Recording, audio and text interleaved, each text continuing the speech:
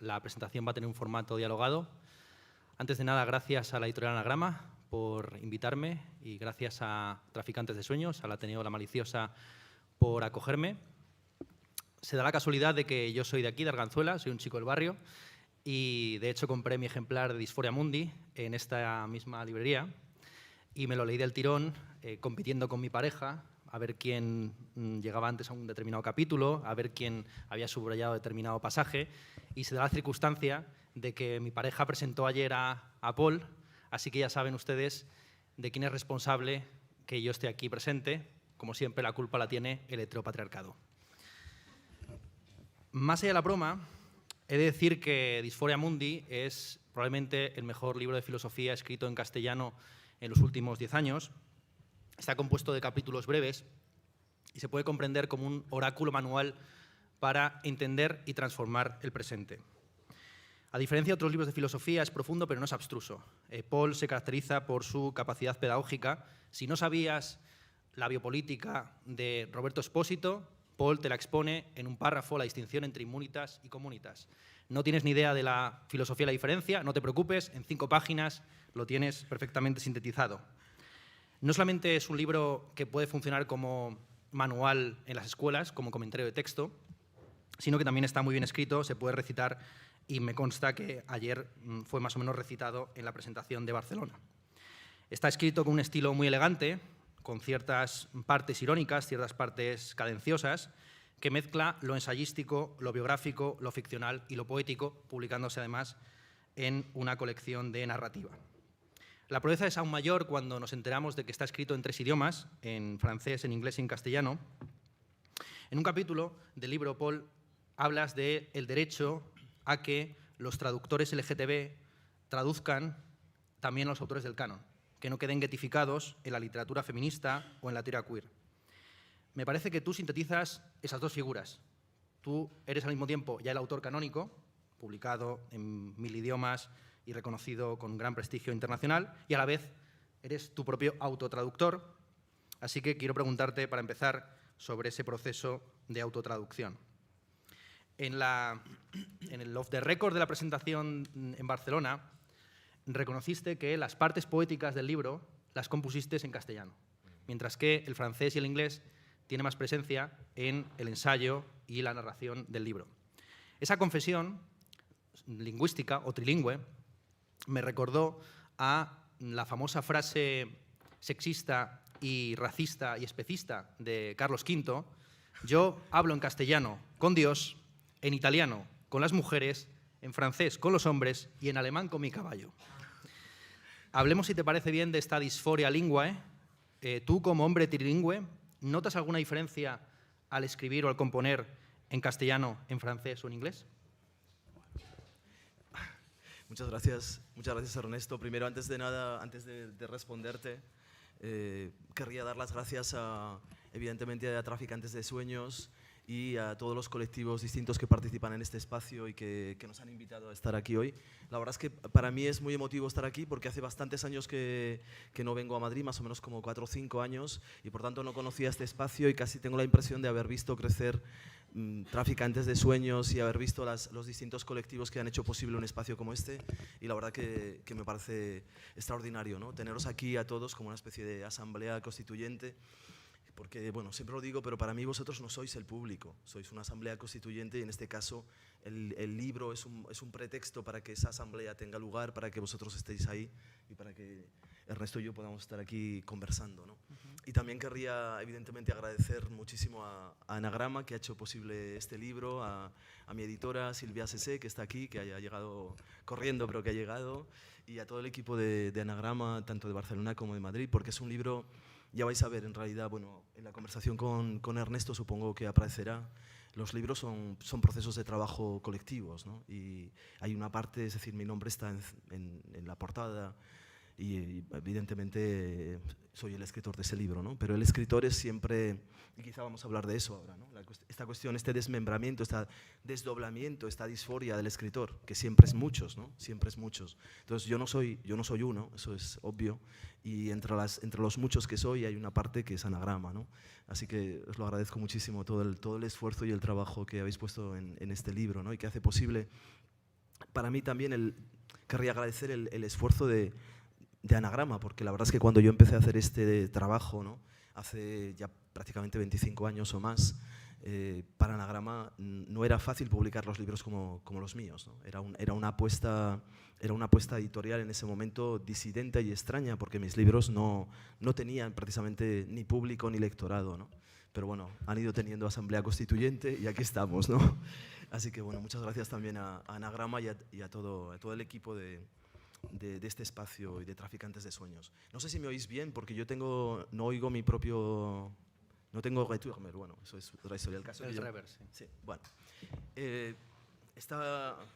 Me gusta que me hagas esta pregunta por la traducción, porque es una cuestión de la que realmente casi nunca hablo y nunca me preguntan por esta cuestión, precisamente porque cada vez que como escritor estás en frente de una asamblea o estás en un lugar distinto, ya sea aquí en Madrid o en Barcelona, eres naturalizado, ¿no? O sea, tu lengua aparece como naturalizada. Por ejemplo, dicen un escritor español, y evidentemente un escritor español ya viene, es Carlos V, ¿no? Y viene hasta con el caballo. Y ya, o sea, con todo ese, además con ese engranaje, digamos, también que puede tener patriarco-colonial de lo español, ¿no? Y yo en todo caso no me siento así, no me siento español, me siento nómada, me siento ya no solo despatriarcalizado, sino que me siento en muchos sentidos desnacionalizado, ¿no? Aunque sigo teniendo un pasaporte español, que por cierto, os lo digo porque quizá podemos hacer una felicitación colectiva, pero hoy hace 6 años que me dieron mi pasaporte nuevo con una supuesta ficción de identidad masculina en el Estado español, y por tanto celebro mi cumpleaños trans y estoy muy contento de celebrarlo aquí con vosotros, ¿no?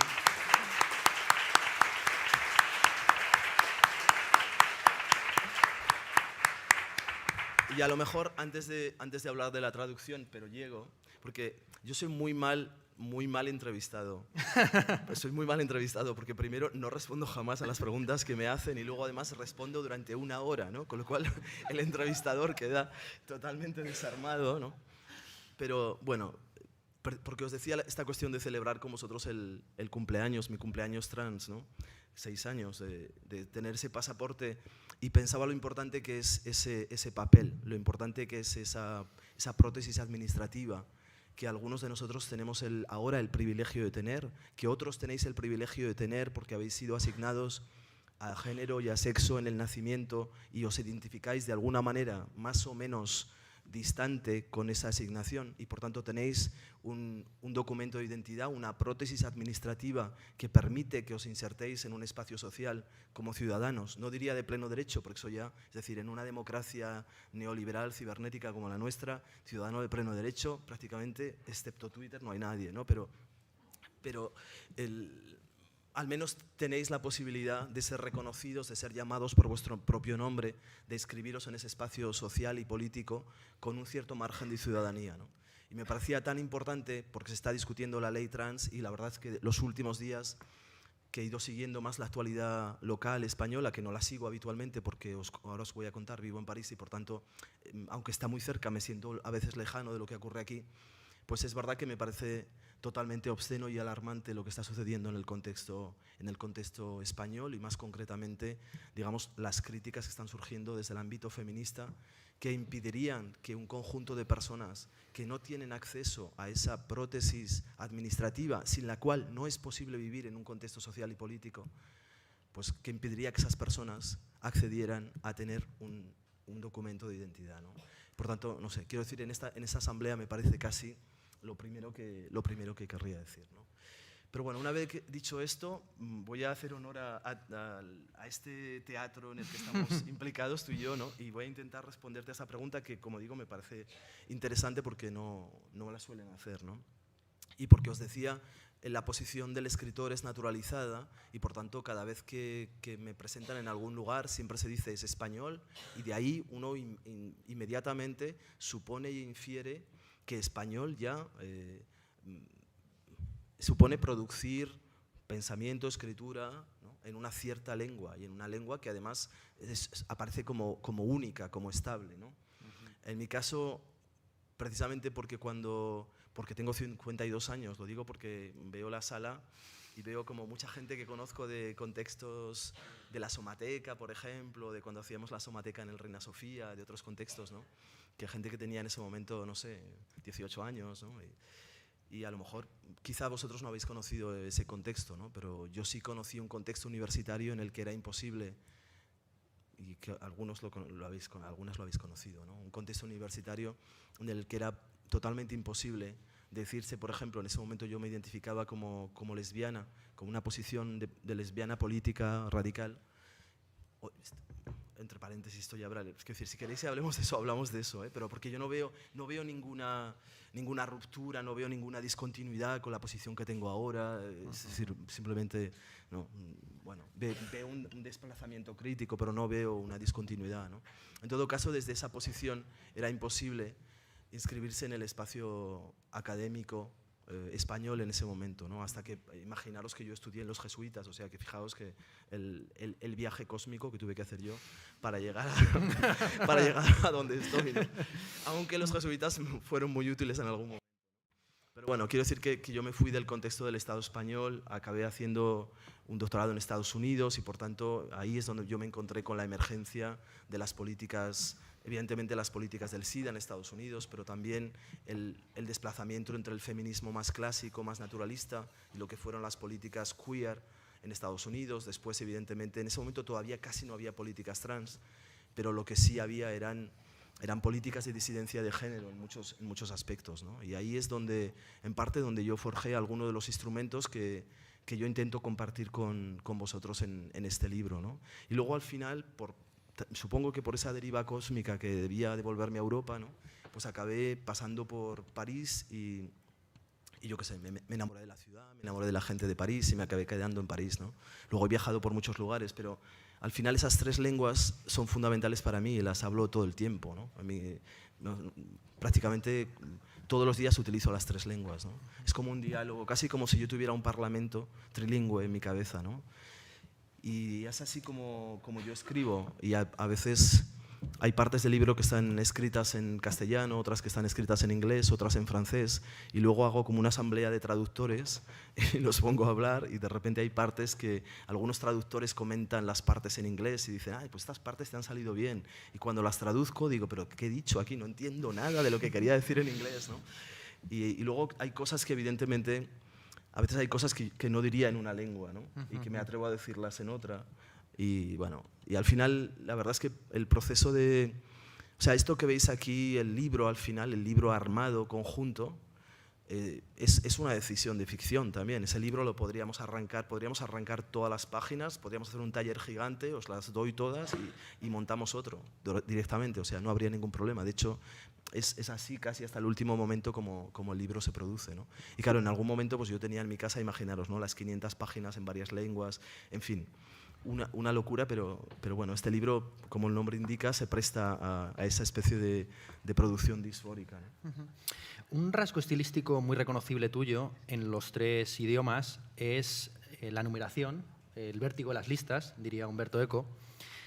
Y siempre que te leo me acuerdo del famoso cuento de Jorge Luis Borges, el idioma analítico John Wilkins, citado por Michel Foucault al comienzo de Las palabras y las cosas, donde se cita una enciclopedia china en la que los animales están catalogados de la siguiente forma: A, pertenecientes al emperador; B, embalsamados; C, amaestrados; D, lechones; E, sirenas; F, fabulosos; G, perros sueltos; H, incluidos en esta clasificación; I, que se agitan como locos; J, innumerables; K, dibujados con un pincel finísimo de pelo de camello; L, etcétera; M, que acaban de romper el jarrón; N, que de lejos parecen moscas.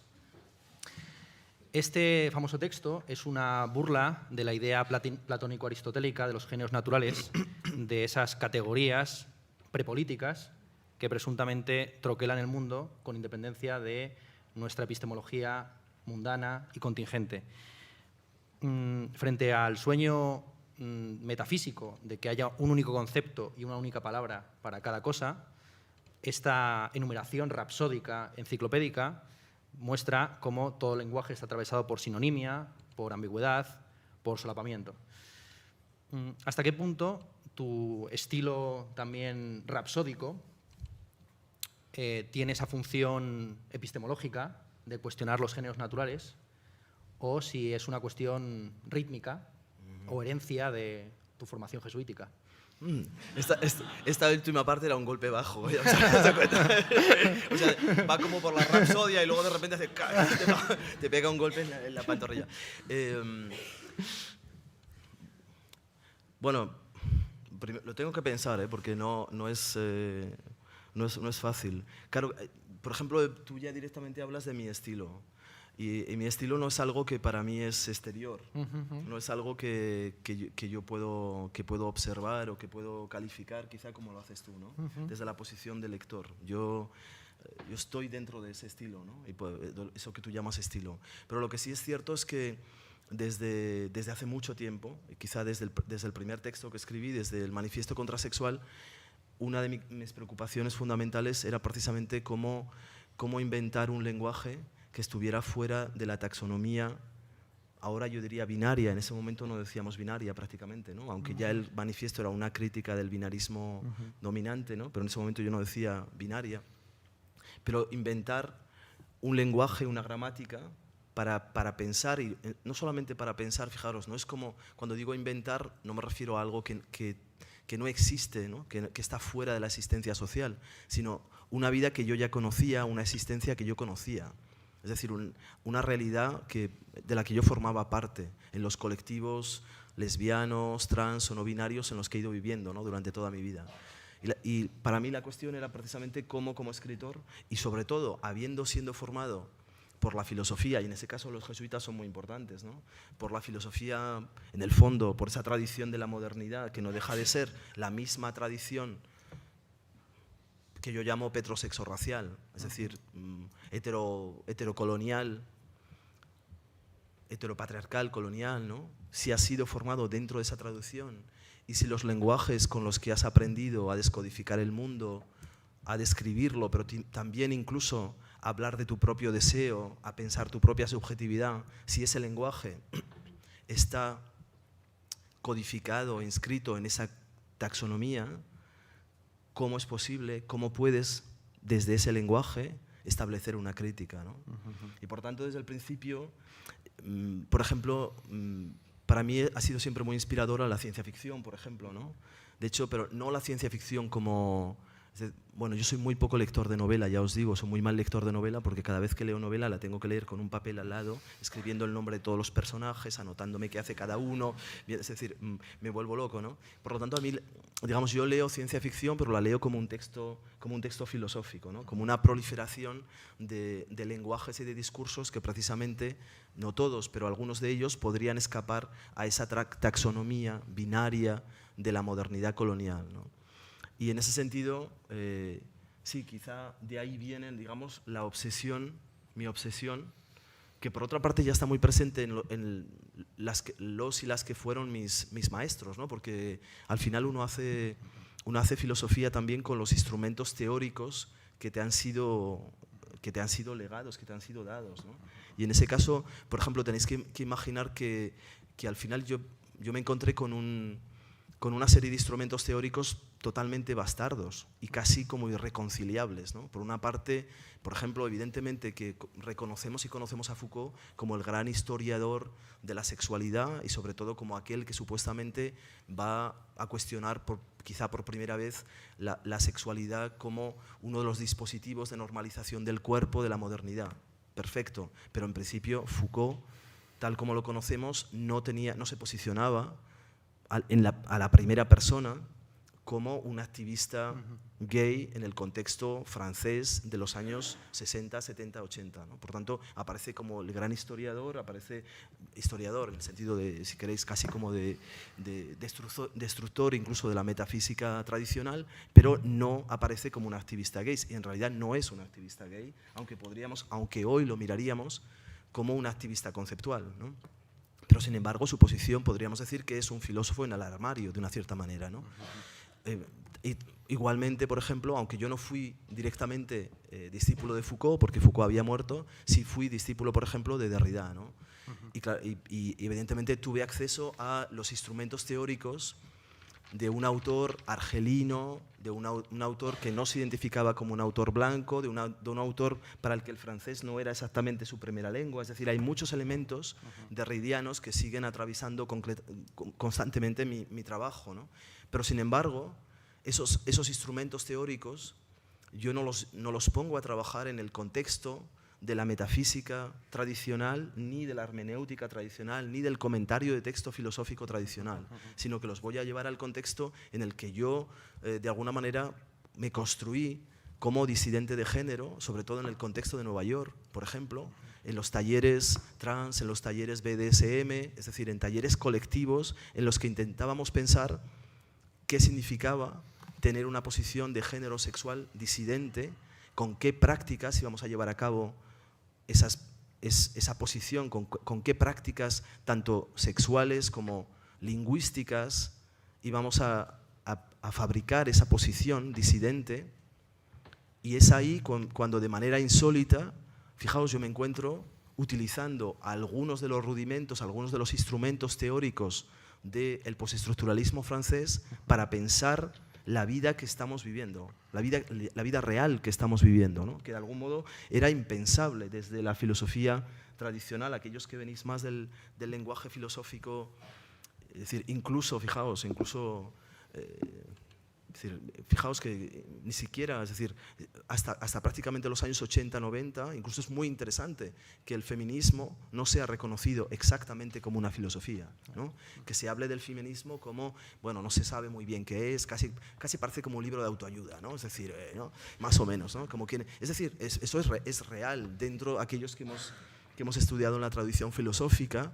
El feminismo no ocupaba ningún lugar en esa tradición, que es absolutamente alarmante, ¿no? Mientras que el feminismo estaba elaborando algunas de las nociones que serían absolutamente claves para llevar a cabo el desmontaje que precisamente Foucault y Derrida querían hacer, pero que no podían hacer porque no tenían instrumentos feministas, ¿no? Entonces, de algún modo, fijaos, lo que yo me encuentro haciendo es, en ese sentido está bien el nombre de traficantes, el nombre de aquí, ¿no? Porque yo me encuentro llevando a cabo un tráfico extrañísimo, por una parte de prácticas, de objetos, como van a ser, por ejemplo, los dildos, las prácticas no binarias, la identificación subjetiva o sexual no binaria o trans. Me encuentro llevando esos objetos, esas prácticas, esas significaciones de ese espacio de vida, arrastrándolas a ese lugar en el que se empieza a derrumbar el edificio, la arquitectura conceptual de la metafísica de la modernidad, ¿no?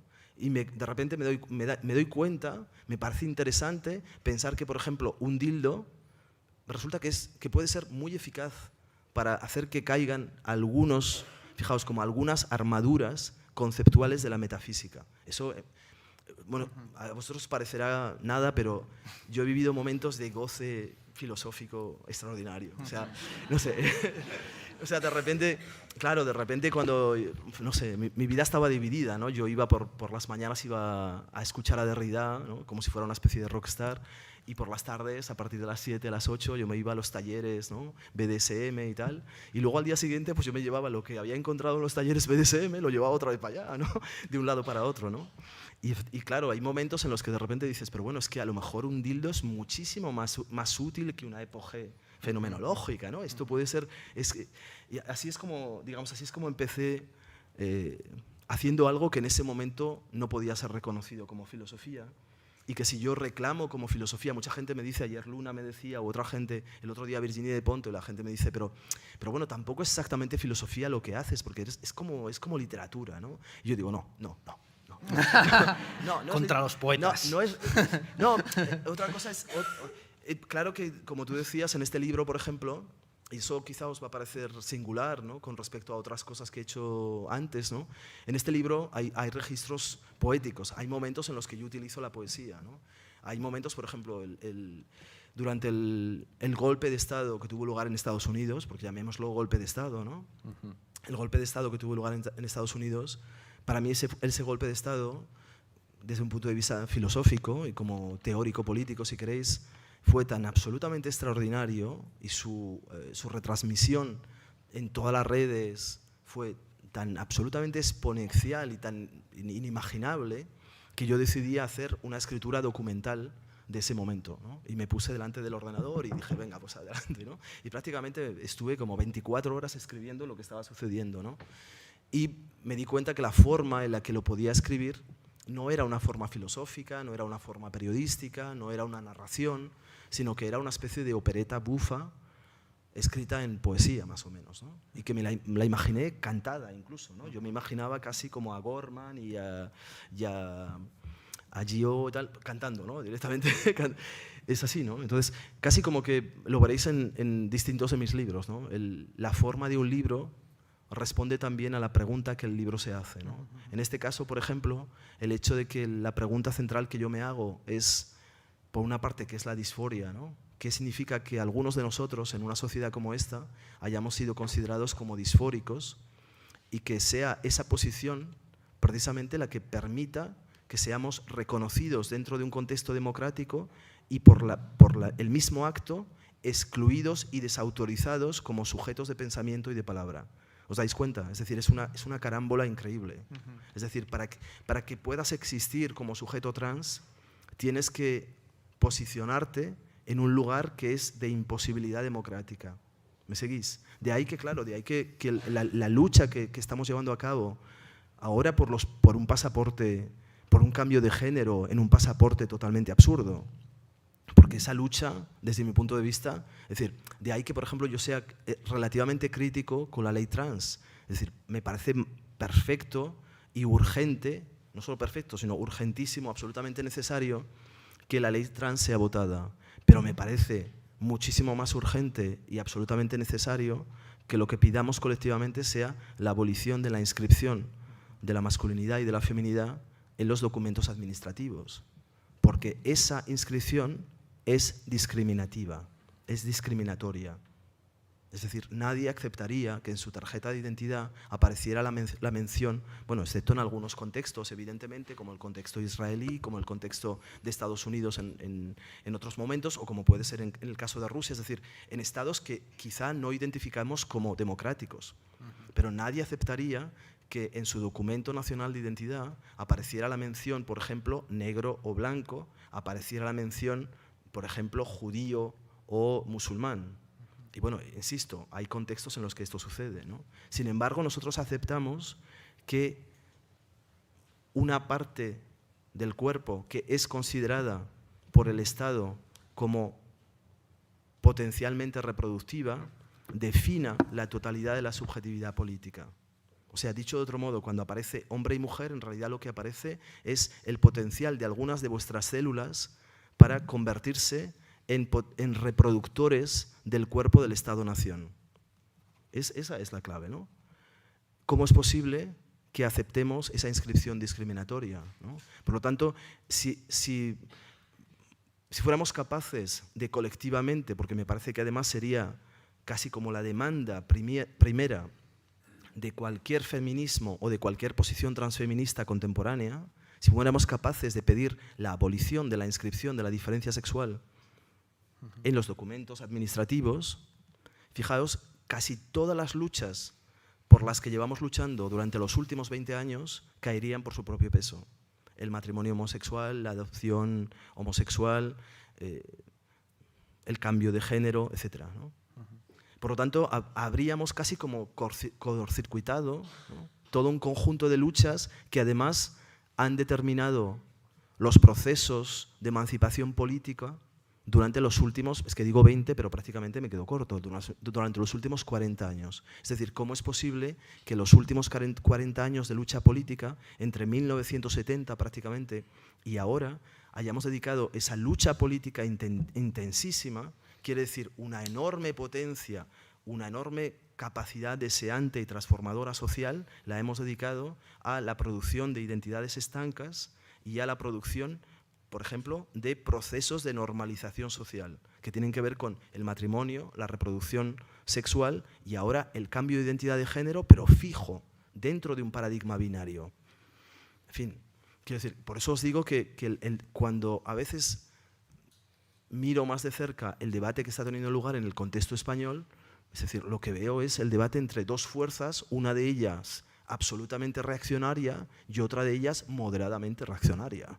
Pero las posiciones, digamos, que permitirían inventar y elaborar no prácticas de producción de identidad, sino prácticas de invención de libertad, que es algo totalmente distinto.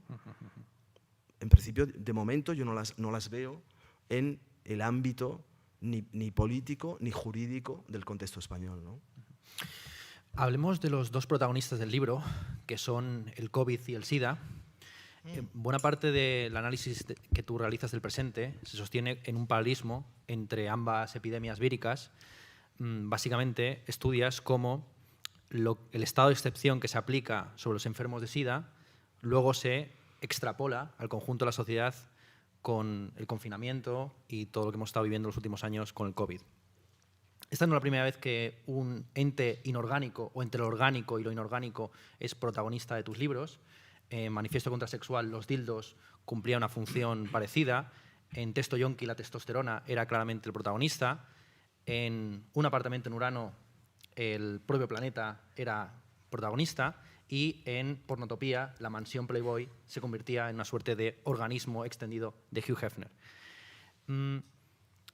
Esto tiene esta centralidad de los virus, de los objetos, de los espacios, engarza bastante bien con una serie de corrientes filosóficas contemporáneas, como la ontología oriental a los objetos, los nuevos materialismos feministas, el realismo postcontinental, que son figuras o movimientos que aparecen en ciertas partes de tu libro, pero me gustaría, como friki que ha dedicado la tesis doctoral a estos temas, preguntarte directamente cuál es tu relación con estas corrientes filosóficas que se presentan a sí mismas como superadoras del postestructuralismo y eso que se llama muy vagamente el pensamiento posmoderno, pero que en el fondo beben siempre de esos autores así llamados posmodernos o postestructuralistas. El caso muy señalado, por ejemplo, de Mauricio Ferraris, que es discípulo tal cual de Jacques Derrida y que le da una importancia sustancial a la inscripción, al registro, a los documentos, a todo lo que estabas señalando tú ahora mismo. Cuéntanos un poco cuál es tu relación con estas filosofías que pretenden ir más allá de la subjetividad antropocénica y se plantean la posibilidad de una perspectiva, un concepto del mundo no atravesado por categorías humanas. Bueno, esperemos que el debate filosófico que va a tener lugar, que aquellas y aquellos que estéis aquí, voy a intentar responder a tu pregunta, pero querría también que aquellas y aquellos que estáis aquí podáis entender quizá también las implicaciones políticas de ese debate filosófico, porque muchas de las cuestiones de las que estamos hablando, por ejemplo, ahora mismo yo os hablaba de lo que yo llamaría tres técnicas de gobierno distintas, es decir, una técnica de gobierno que tendría que ver con inscripción naturalista en los papeles administrativos de la masculinidad y la feminidad, sin posibilidad de cambio, otra técnica de gobierno, dicho entre paréntesis, por cierto, entended que el pasaporte es una técnica de gobierno. Ya os lo digo rápidamente. ¿Entendéis lo que quiero decir? Es muy distinto pensar que un pasaporte es una técnica de gobierno que pensar que es la descripción de un estado de hecho. Si pensáis que es la descripción de un estado de hecho, entonces, pues, miras, soy mujer, soy hombre, ok, lo guardas en el bolsillo. Ah, no tengo nacionalidad española, pues me pongo en la cola a ver si me la dan en 6 o 12 o 20 años. Ok, lo guardas en el bolsillo. Es muy distinto si tú abres eso y tú dices, es una tecnología de gobierno. Ok. Si es una tecnología de gobierno, entonces, como sujeto, por una parte soy producido por ese pasaporte, pero al mismo tiempo me puedo posicionar en relación con esa tecnología de gobierno. Y puedo hacerlo a través de otras técnicas. De hecho, es una técnica de inscripción. El pasaporte, ya lo veis que es una técnica de inscripción. Es decir, inscripción es hacer una huella, una mueca, en este caso en un papel, ¿no? Algo muy simple, simplísimo. De hecho, que por ejemplo, la copia y el tráfico de pasaportes exista, el pasaporte falso, ¿no? Es muy interesante pensar que todo pasaporte es falso, ¿no? Por definición. Que todo pasaporte es una ficción política. Pero una ficción política que tiene la capacidad de producir al sujeto que la lleva en el bolsillo. Fijaos qué potencia extraordinaria, ¿no? En fin, lo que yo os quería decir es que los debates filosóficos que tienen lugar a veces en los departamentos de filosofía, a veces fuera de los departamentos de filosofía, ¿no?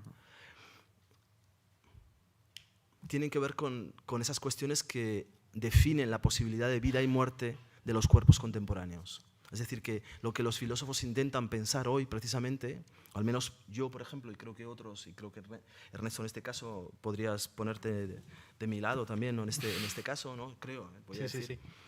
Intentamos pensar, por ejemplo, si es posible producir red social, producir agenciamiento social sin un cierto exceso de tecnologías de gobierno que funcionen como tecnologías de la muerte o como tecnologías de la violencia. Porque en esto tenemos una larga experiencia y ahí sí que no nos gana nadie. O sea, quiero decir que podríamos decir que toda la historia de la modernidad colonial es una especialización de las tecnologías de gobierno como tecnologías de la muerte y como tecnologías de la violencia. Y algunos de los que hacemos teoría política nos dedicamos a pensar si es posible que este tipo de cuerpo que somos, un cuerpo social extraño que no es exactamente natural, que ya sabéis que yo llamo somateca, lo digo aquí porque veo muchos somatecos y, bueno, en fin, somatecos digo gente que vino a la somateca en su momento, ¿no? Pero, bien, que si es posible inventar colectivamente otras tecnologías de gobierno, otras tecnologías del cuerpo, otras tecnologías de inscripción que no funcionen como tecnologías de la violencia. Esta es una gran pregunta, así dicha parece que estamos aquí como filosofando, pero ya habéis visto que no, porque eso tiene que ver con el pasaporte que lleváis, tiene que ver con el nombre que te has dado en el momento del nacimiento. Tu nombre es un acto de inscripción, es una huella, es una traza, te marca, ¿no? Por tanto, está inscrito y escrito, las dos cosas, ¿no? Por tanto, el nombre es ya una técnica del cuerpo, es una técnica de gobierno y es un aparato de verificación. Porque es un aparato de verificación porque si yo llego a la entrada y digo soy Paul, la gente dice, ah, pues este debe ser un hombre. Pero si llego a la entrada y digo soy Beatriz, la gente dice, ah, pues mira, algo pasó que no sé qué. O sea, fijaos, es brutal, ¿no? Y de hecho, de ahí que, por ejemplo, en las comunidades micropolíticas trans o binarias pasemos gran cantidad de nuestro tiempo a pensar en el nombre, ¿no? En el nombre propio, que yo miro y pienso de forma poética. Para mí el nombre propio solo puede ser dado de la misma manera que es dada una palabra de ficción, ¿no? Y yo tengo la experiencia de eso, tengo esa experiencia y os la comparto, la tengo. Es decir, que por ejemplo, cuando yo cambié mi nombre, durante mucho tiempo yo pensé que guardaría mi nombre femenino, sobre todo porque siempre me había identificado en ese momento como filósofa feminista y hay muy pocas mujeres filósofas, ¿no? Hay honorables y grandes, tipo Hannah Arendt, etcétera, con su cigarro, tal, muy cool, es genial, ¿no? Ya, tal. Pero luego tampoco hay tantas, ¿no? Vale, pues Judith Butler, que ahora ha cambiado, que ahora es no binario, etcétera, ¿no? Pero bueno, no hay mucha filósofa. ¿Por qué? Porque la filosofía es una técnica del cuerpo que produce saber, poder y, por tanto, masculinidad. Y eso por una parte. Y por otra parte, porque en los colectivos feministas en los que yo estaba, identificarse como hombre era muy complicado, ¿no? Porque venían las feministas y empezaban a decirte, bueno, ya, pero es que el patriarcado, es que claro, no sé qué, entre tus dildos, el patriarcado y tal, llega un momento que ya nos estás molestando, ¿no? yo decía, ya, pero es que yo soy así, ¿no? Es que a mí es lo que me gusta, ¿no? Es decir, bueno, en fin. Y llegó un momento que dije, bueno, pues ya está, ¿no? Es decir, voy a cambiar de nombre, ¿no? Voy a cambiar de nombre. Y nunca pensé que el cambio de nombre fuera un acto poético. Siempre pensé que el cambio de nombre era un acto político. Pero me di cuenta al cambiar de nombre, primero al llamarme Paul, que no os lo contaré hoy aquí, pero que es un nombre que apareció en un sueño y que yo acepté como un regalo que me era dado, etcétera, ¿no? Pero cuando empecé a llamarme Paul, me di cuenta que la realidad en torno a mí había cambiado. Que cada vez que alguien decía policía, Paul, cualquier otra, polarización, Paul, tal, yo era que estaba como, wow, wow. Todo eso era mi nombre, todo el rato, ¿no? Porque estaba aprendiendo mi nombre con 40 años, ¿no? Imaginaros, no es lo mismo aprenderlo cuando tienes, ¿no? Yo qué sé, como 3 días, ¿no? Y ya la gente está llamándote, o cuando tienes 40 años, ¿no? Y me di cuenta que esa nominación, aparte de ser una inscripción política, era un acto poético. que transformaba completamente mi deseo, que me situaba en otro lugar, ¿no? Yo me encontraba cada vez que alguien me decía Paul en la calle, me daban ganas de abrazar a la persona, de decirle, maravilla, sí, soy Paul y usted... ¿no?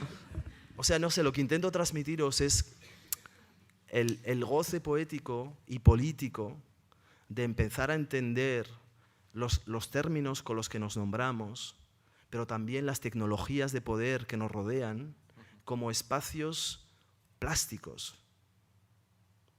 como artefactos que pueden ser intervenidos, cambiados colectivamente, ¿no? Porque si no pueden ser intervenidos, entonces se acabó. Entonces esto es una mierda, ¿no? Pero si pueden ser intervenidos, entonces todo es posible. Entonces la revolución es posible, entonces el cambio es posible, entonces el goce es posible, ¿no? Y de ahí vamos a volver a la pregunta. Ya he dicho que yo era muy mal entrevistado, ¿no? Soy mal entrevistado, pero te juro que estoy haciendo un esfuerzo con respecto a cómo soy normalmente.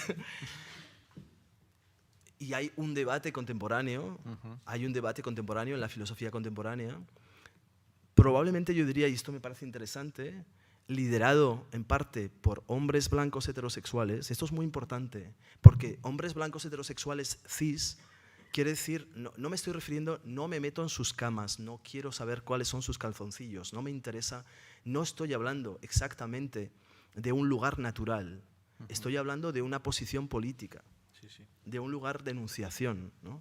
Y de un conjunto de prácticas del cuerpo, y del acceso a un conjunto de saberes, del acceso a unas técnicas de poder.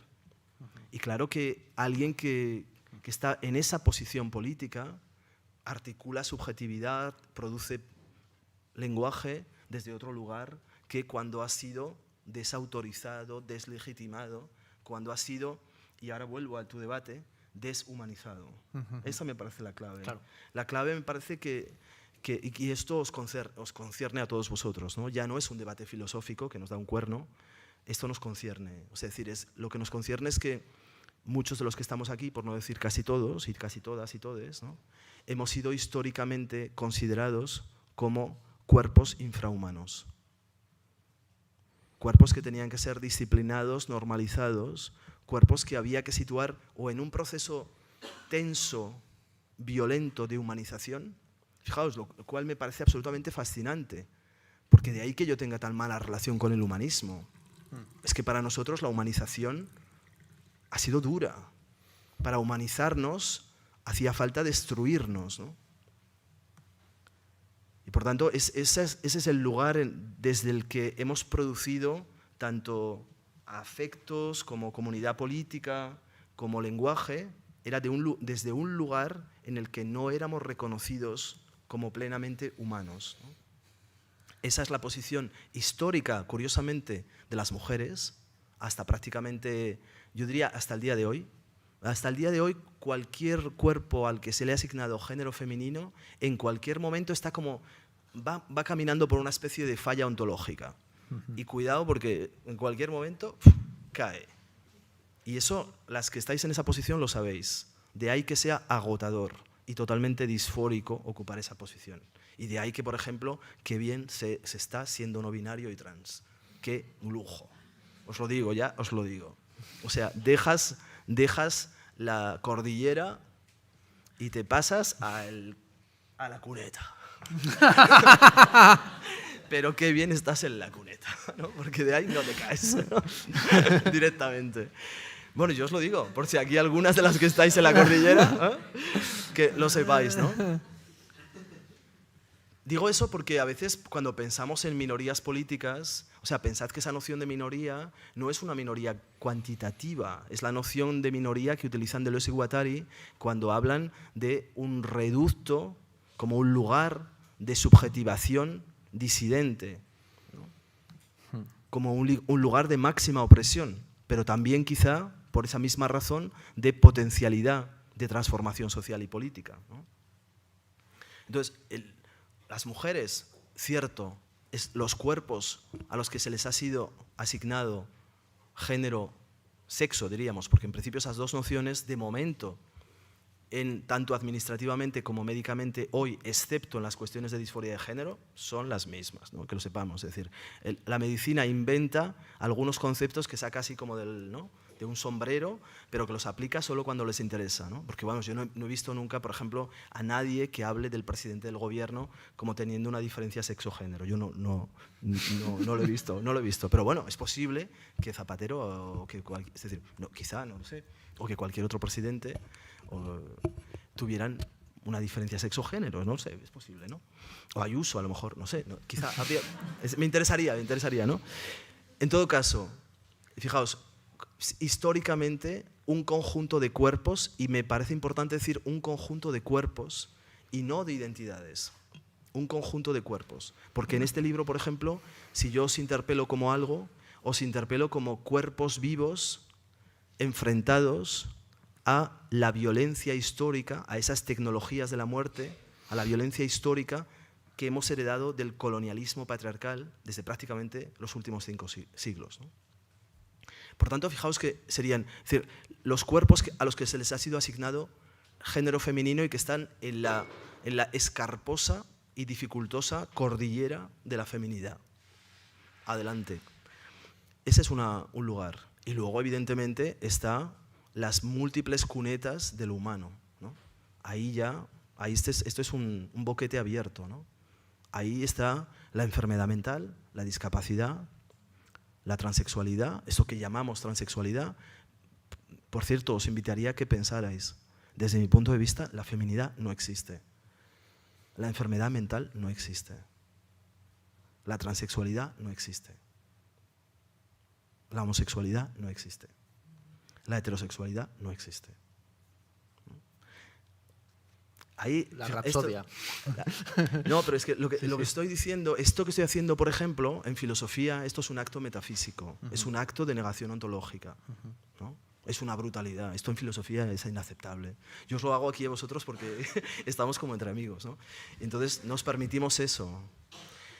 Pero, es decir, lo que me interesa y lo que hace que yo me pueda posicionar con respecto, por ejemplo, a las nuevas ontologías que han aparecido después del estructuralismo, sí, es que yo me sitúo en un lugar en el que el cuerpo, mi cuerpo históricamente, como el cuerpo de muchos de los que estáis aquí, no ha sido considerado como completamente humano.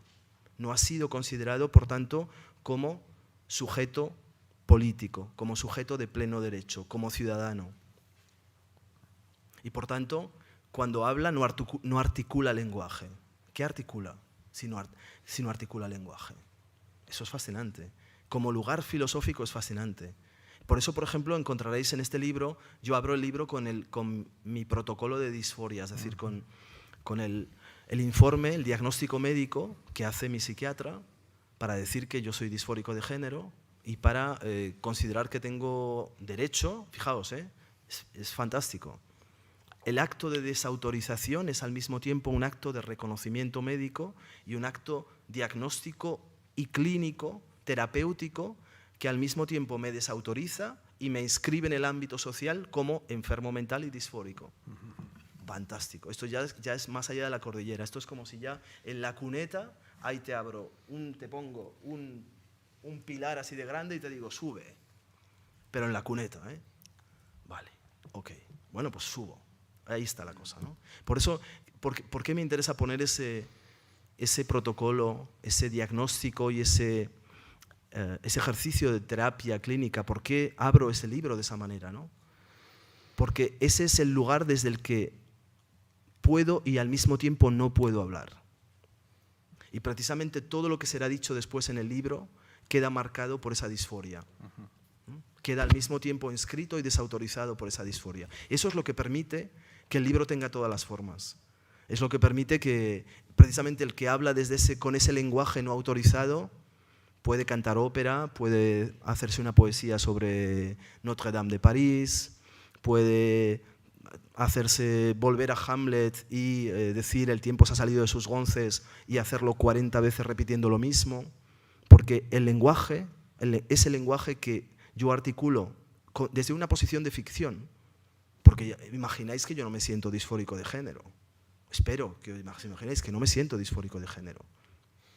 Disfórico de género es la noción con la que la medicina y la psiquiatría neoliberal del contexto en quiebra de la seguridad social europea me caracteriza. Al mismo tiempo, proveyéndome de una terapia necesaria para mi reinserción social.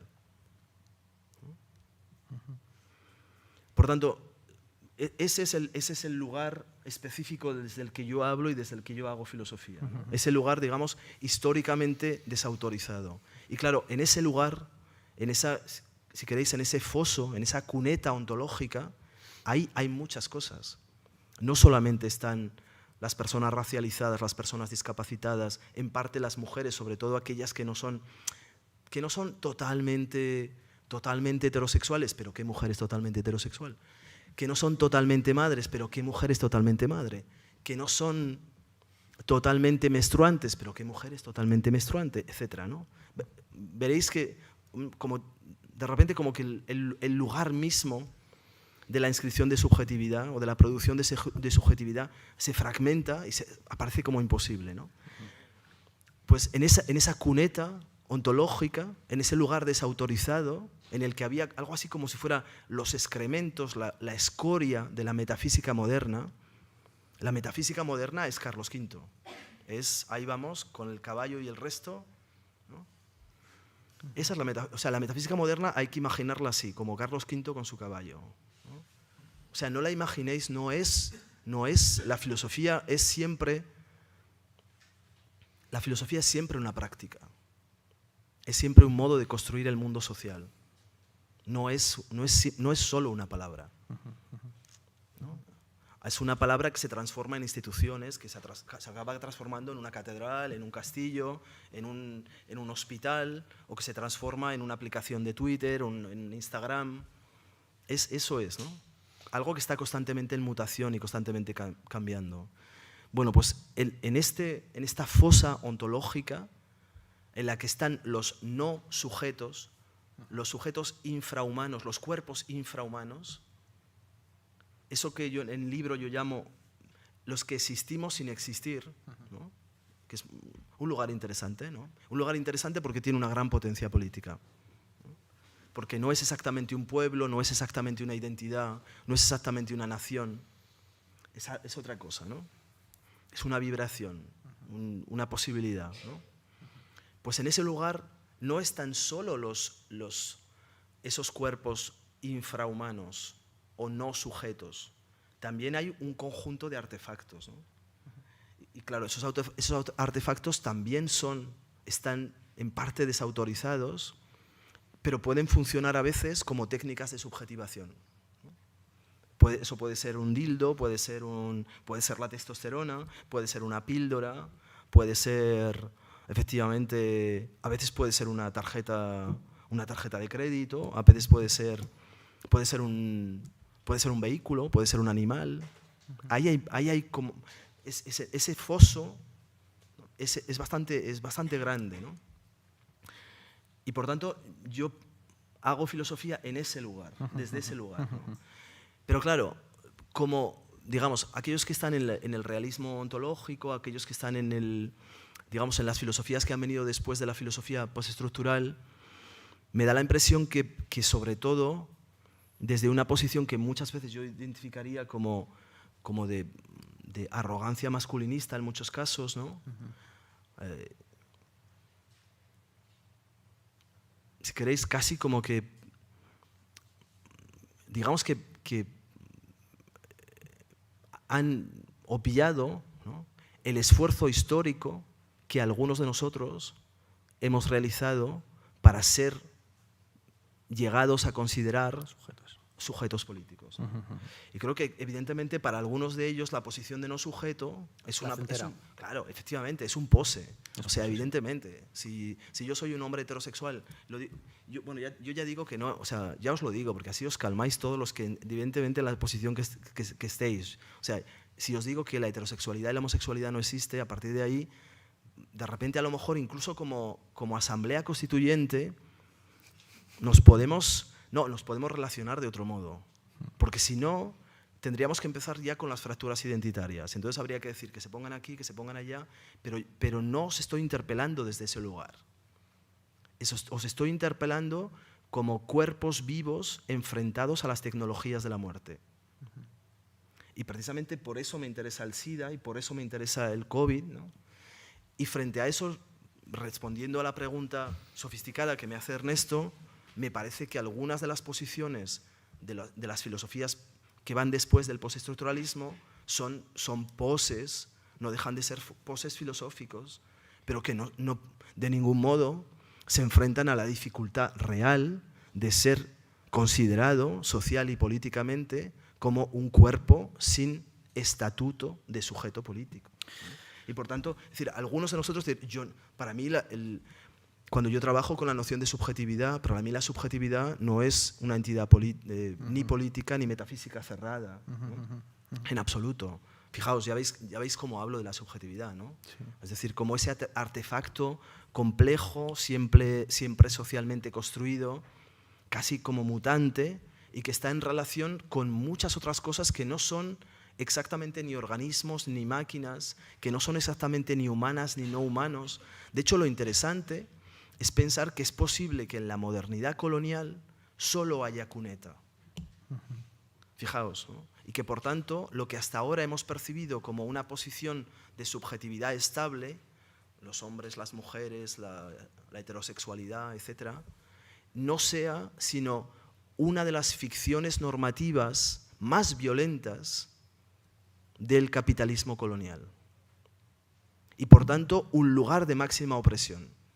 Fijaos, ¿no? Es decir, eso a pesar de lo que he estado diciendo hasta ahora, porque claro, eso también implica un conjunto de privilegios, ¿no? Pero a lo mejor los privilegios, paradójicamente, vienen acompañados de una normalización extrema y por tanto de una captura total de la función deseante. Entonces, por ejemplo... Perdón. No, una cosa solo. Por ejemplo, no me interesaría fragmentar esta sala en hombres, mujeres, heterosexualidad, homosexualidad, ya dejo de lado de bisexualidad, etcétera, etcétera, trisexualidad, como dice Marsha P. Johnson, etcétera, ¿no? Todo. No me interesaría fragmentaros por identidad sexual, sino que preferiría decir cuerpos vivos confrontados a la necropolítica y, segundo, diría función deseante. Que se pongan allá los que tienen la función deseante en forma. Que se pongan para acá los que no tienen función deseante. Bueno, pónganse para acá, ¿no? Y si hiciéramos ese reparto, si hiciéramos esa fragmentación, esa segmentación, es posible que cualquier otra diferencia identitaria que nos hubiera parecido relevante antes cayera. Porque es posible que haya mucha menos función deseante y, por tanto, menos capacidad de agenciamiento político en los lugares que normativamente se han identificado como naturales y como además dignos de subjetivación política. ¿Me seguís? Es decir, que es posible que en la heterosexualidad normativa haya menos función deseante. Curioso. Fijaos, ¿no?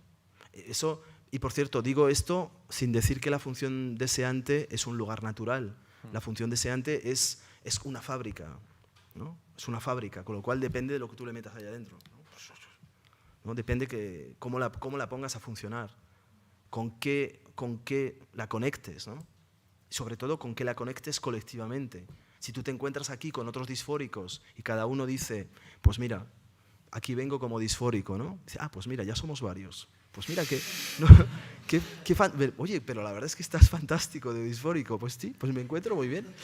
Esto es muy distinto, esa relación es muy distinta que la que se establece entre el psiquiatra, que tiene supuestamente el poder de nombrarte con su palabra performativa y de construirte como disfórico y por tanto como si fueras una externalidad, una fuera y al mismo tiempo un objeto de tanto de la institución como de las técnicas farmacológicas que la acompañan, ¿no? En fin, con esto doy por respondida de manera muy sinuosa y tras una hora prácticamente doy por respondida a esa pregunta. ¿Hasta qué hora estamos aquí? ¿Hasta qué hora tenemos...? Este es el momento en el que el entrevistador entra en pánico y dice, estoy 8:30, 9. Estoy acompañado de ¿Hasta un loco 9? forajido. ¿9? ¿Sí? 9, fantástico. Vale, pues una última pregunta. Una última pregunta. Y a ver la respuesta. La pregunta será breve, pero la respuesta no lo puedo prometer. Aprovecha Claro. para hacer la pregunta lo más larga posible, ¿no? Sí, sí. Luego abriremos y ya las paso preguntas a la efectivamente. sala, si queréis. Sí, sí. Este libro es una biblioteca en sí mismo. Si vas a las notas, encuentras un panorama de lo que está pasando a día de hoy en múltiples campos, sobre todo en el campo filosófico. Por lo tanto, hay muchos libros que dialogan con este, pero a mí me interesa mucho uno que se ha publicado en esta misma editorial hace apenas un mes, sobre la libertad, de Maggie Nelson, que dedica un pasaje a Testo Yonki dentro de un capítulo sobre la drogadicción. Maggie Nelson articula la teoría según la cual lo paradójico del placer de la drogadicción consiste en el placer de estar sujeto, en el placer de perder el control, de someterte a fuerzas que escapan a tu agencia. Esto conecta bastante bien con los aparatos de poder como drogas, que sujetan al mismo tiempo que subjetivan. Para ser sujeto de derechos, primero tienes que estar sujeto a obligaciones. Y el protocolo de diagnóstico de disforia tuyo es muy sintomático al respecto. Tú mismo señalas cómo la violencia que el capitalismo farmacopornográfico petrosexorracial ejerce sobre nosotros... Aquí ha habido Sí, me lo he ensayado delante del espejo.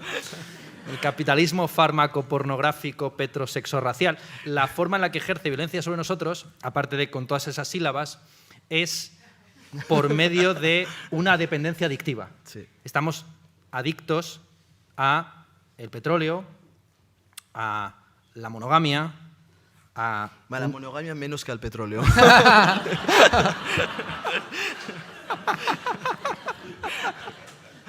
Muy bien.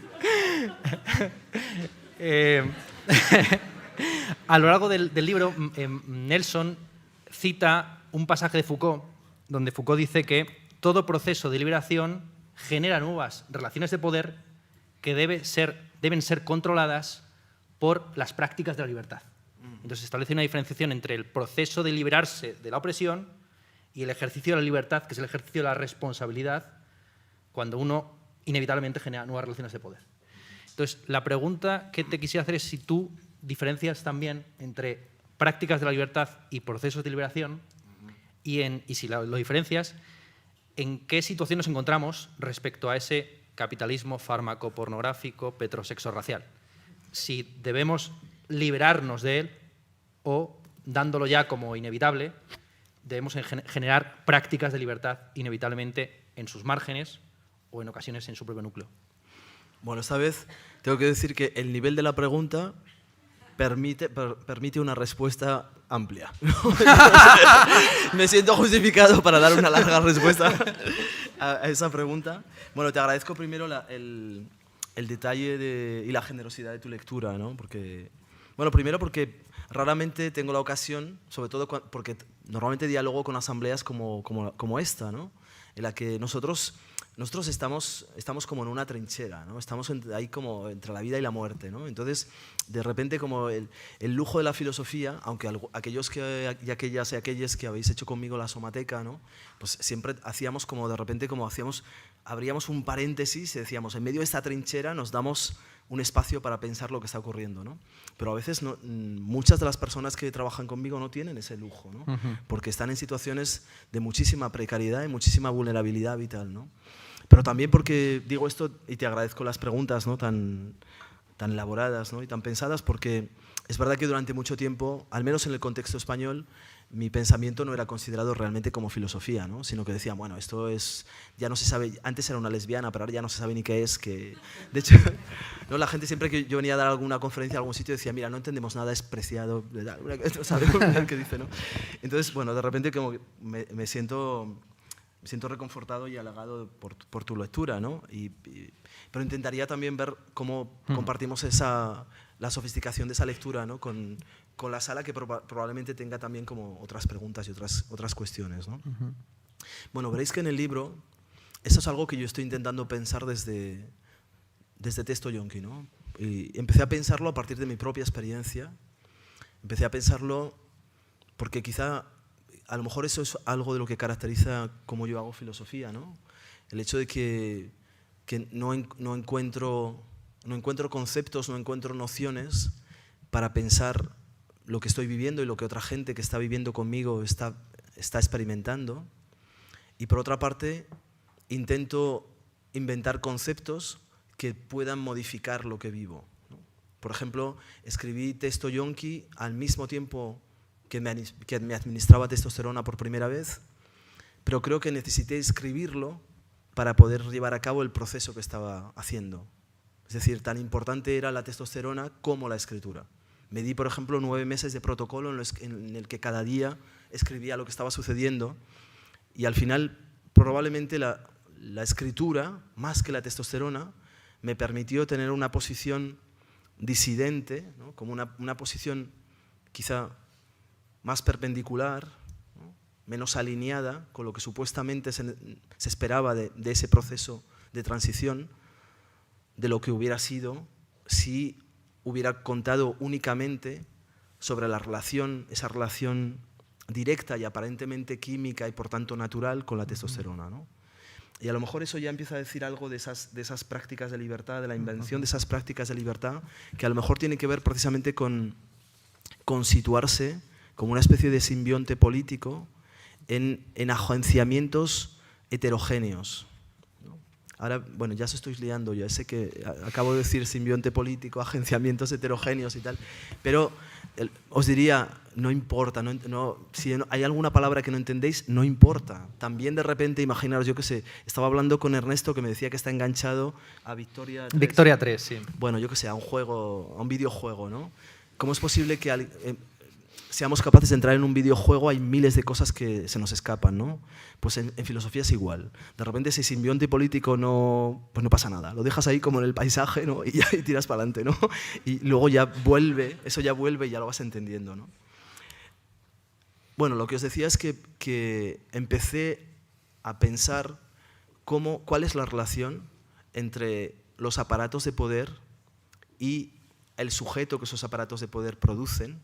¿Cuál es la relación entre los dispositivos de poder y eso que tradicionalmente en la modernidad se ha llamado cuerpo, y que yo no considero como cuerpo, porque no considero que sea ni anatómico ni un objeto? ¿Cuál es la relación entre el poder y la subjetivación? ¿Cómo funciona esa relación? Claro que no soy el único que se ha hecho esa pregunta. Esa pregunta la podríamos rastrear desde Platón hasta ahora, ¿no? Evidentemente, Foucault, por ejemplo, es uno de los autores que de manera más incisiva ha intentado responder esa pregunta, ¿no? Esa pregunta como un proceso, fijaos, esa relación como un proceso doble de al mismo tiempo sujeción y subjetivación. Es decir, estar sujetado y al mismo tiempo estar sujeto, ser atado y al mismo tiempo utilizar ese engranaje como posición desde la cual es posible llevar a cabo una subjetivación disidente o crítica, ¿no? Pero esto, es decir, eso es una hipótesis de Foucault.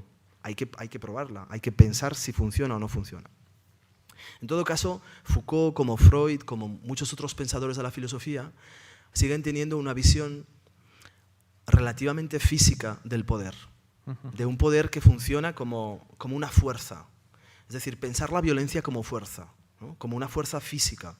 Es decir, ejercer un poder como... Todavía es una relación de soberanía entre un soberano, ya sea el soberano, el rey o cualquier otra figura, pero también que sea un dispositivo, por ejemplo la policía como fuerza armada, que ejerce una fuerza física que después puede ser una fuerza representativa, una fuerza simbólica, una fuerza administrativa, lingüística, etc., una fuerza sobre el cuerpo, ¿no?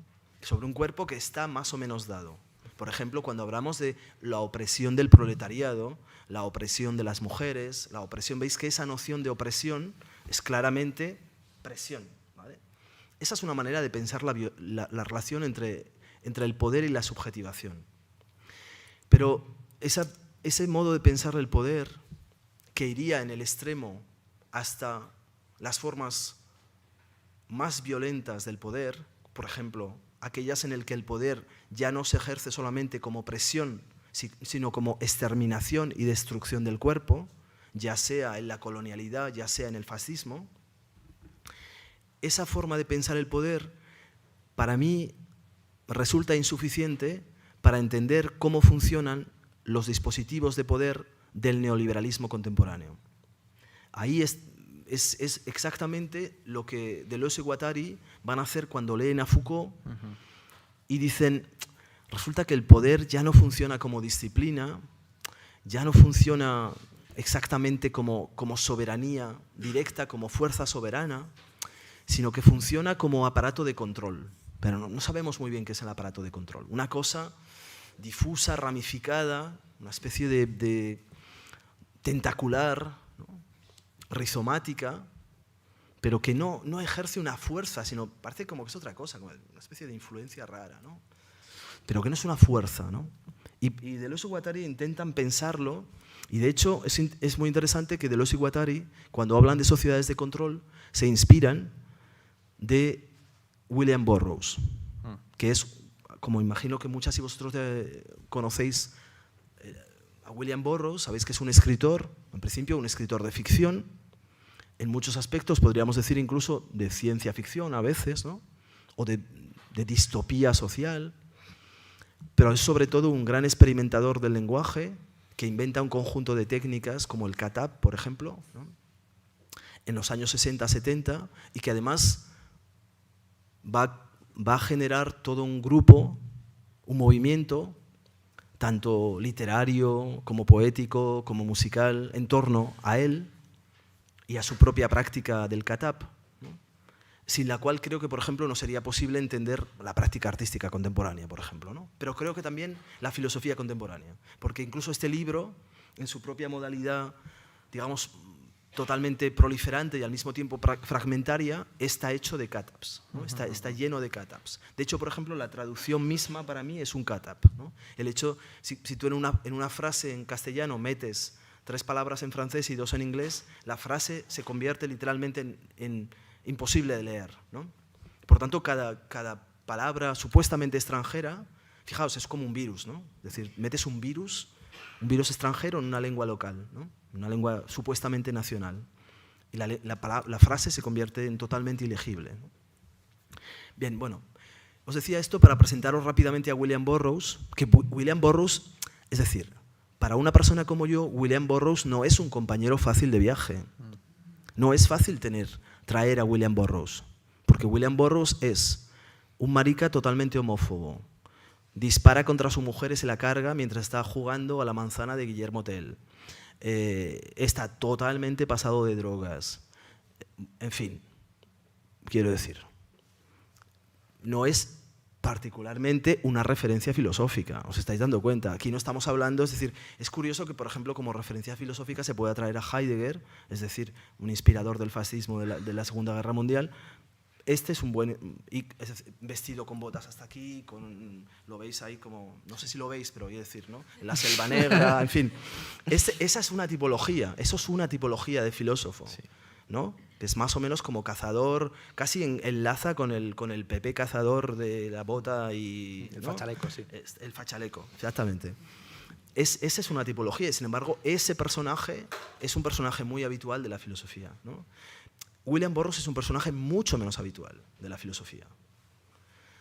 Y sin embargo, Deleuze y Guattari, como os decía, para intentar pensar las transformaciones del poder en el neoliberalismo contemporáneo, dicen, bueno, pues nosotros nos hemos inspirado de Burroughs para decir sociedad de control, ¿no? Sociedad de control. No sabemos muy bien cómo funciona todavía, pero sociedad de control.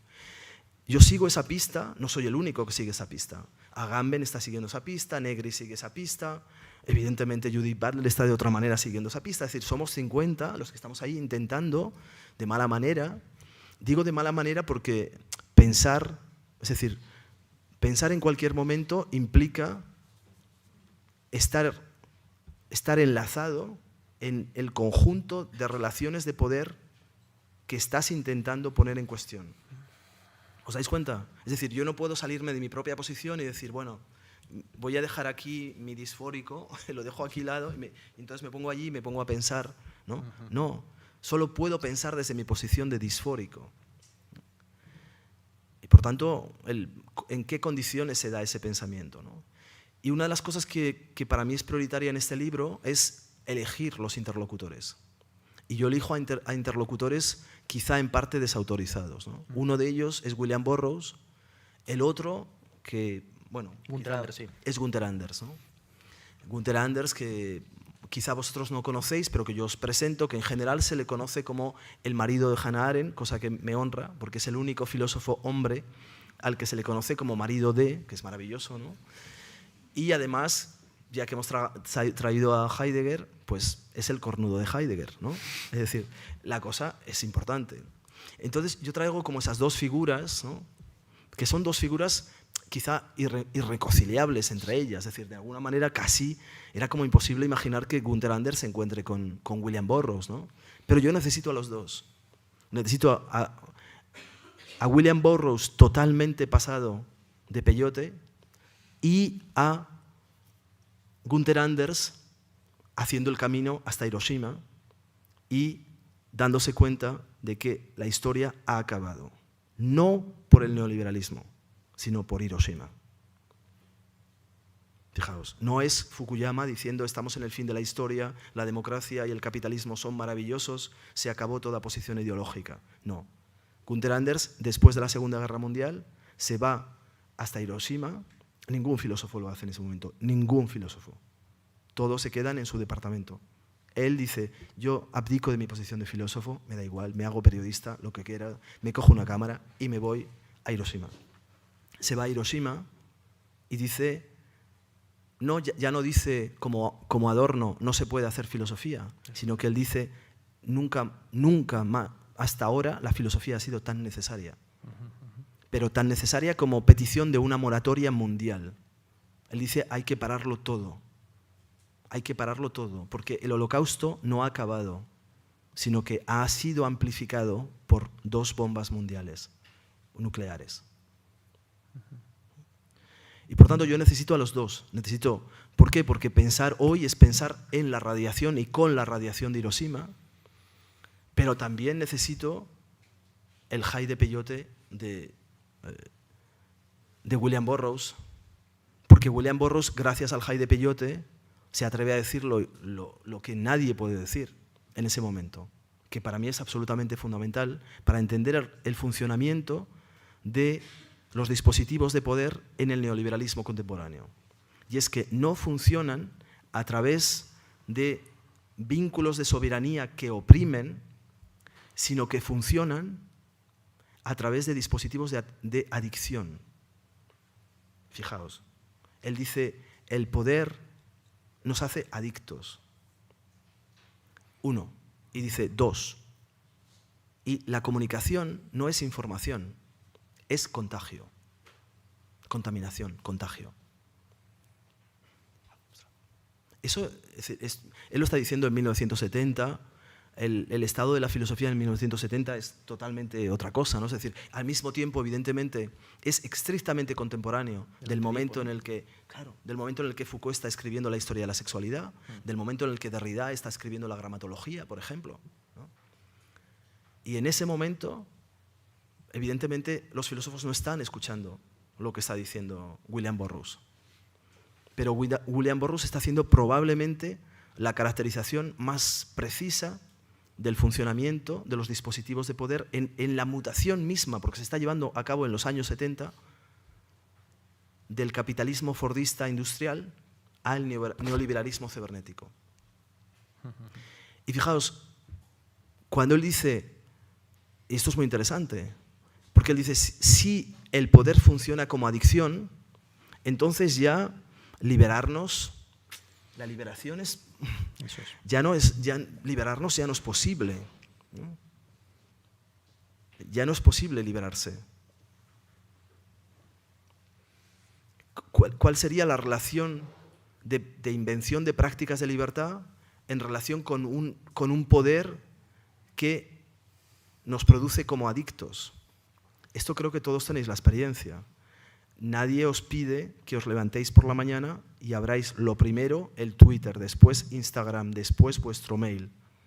Y que por tanto sea, es decir, que lleváis un órgano instalado un órgano colectivo del capitalismo cibernético instalado en vuestra somateca, no en el cuerpo.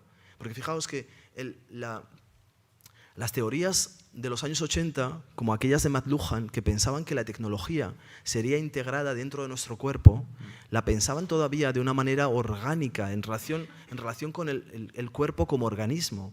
Y por tanto pensaban que nos iban a hacer un enchufe, o sea, que nos iban a enchufar un teléfono. Pero no hace falta que nos enchufen el teléfono, porque el cuerpo no es anatómico, es una somateca. Es decir, es un archivo político vivo. Y en ese archivo político vivo hay muchas cosas que se pueden integrar, que se pueden venir a enchufar ahí. Evidentemente hormonas, evidentemente sustancias bioquímicas, pero hay una muy interesante, que es esa que yo en el libro llamo, con Burroughs, heroína electrónica. Es decir, ¿cómo es posible que Elon Musk, por tanto, una figura central de la extrema derecha americana, compre Twitter y nadie salga de Twitter?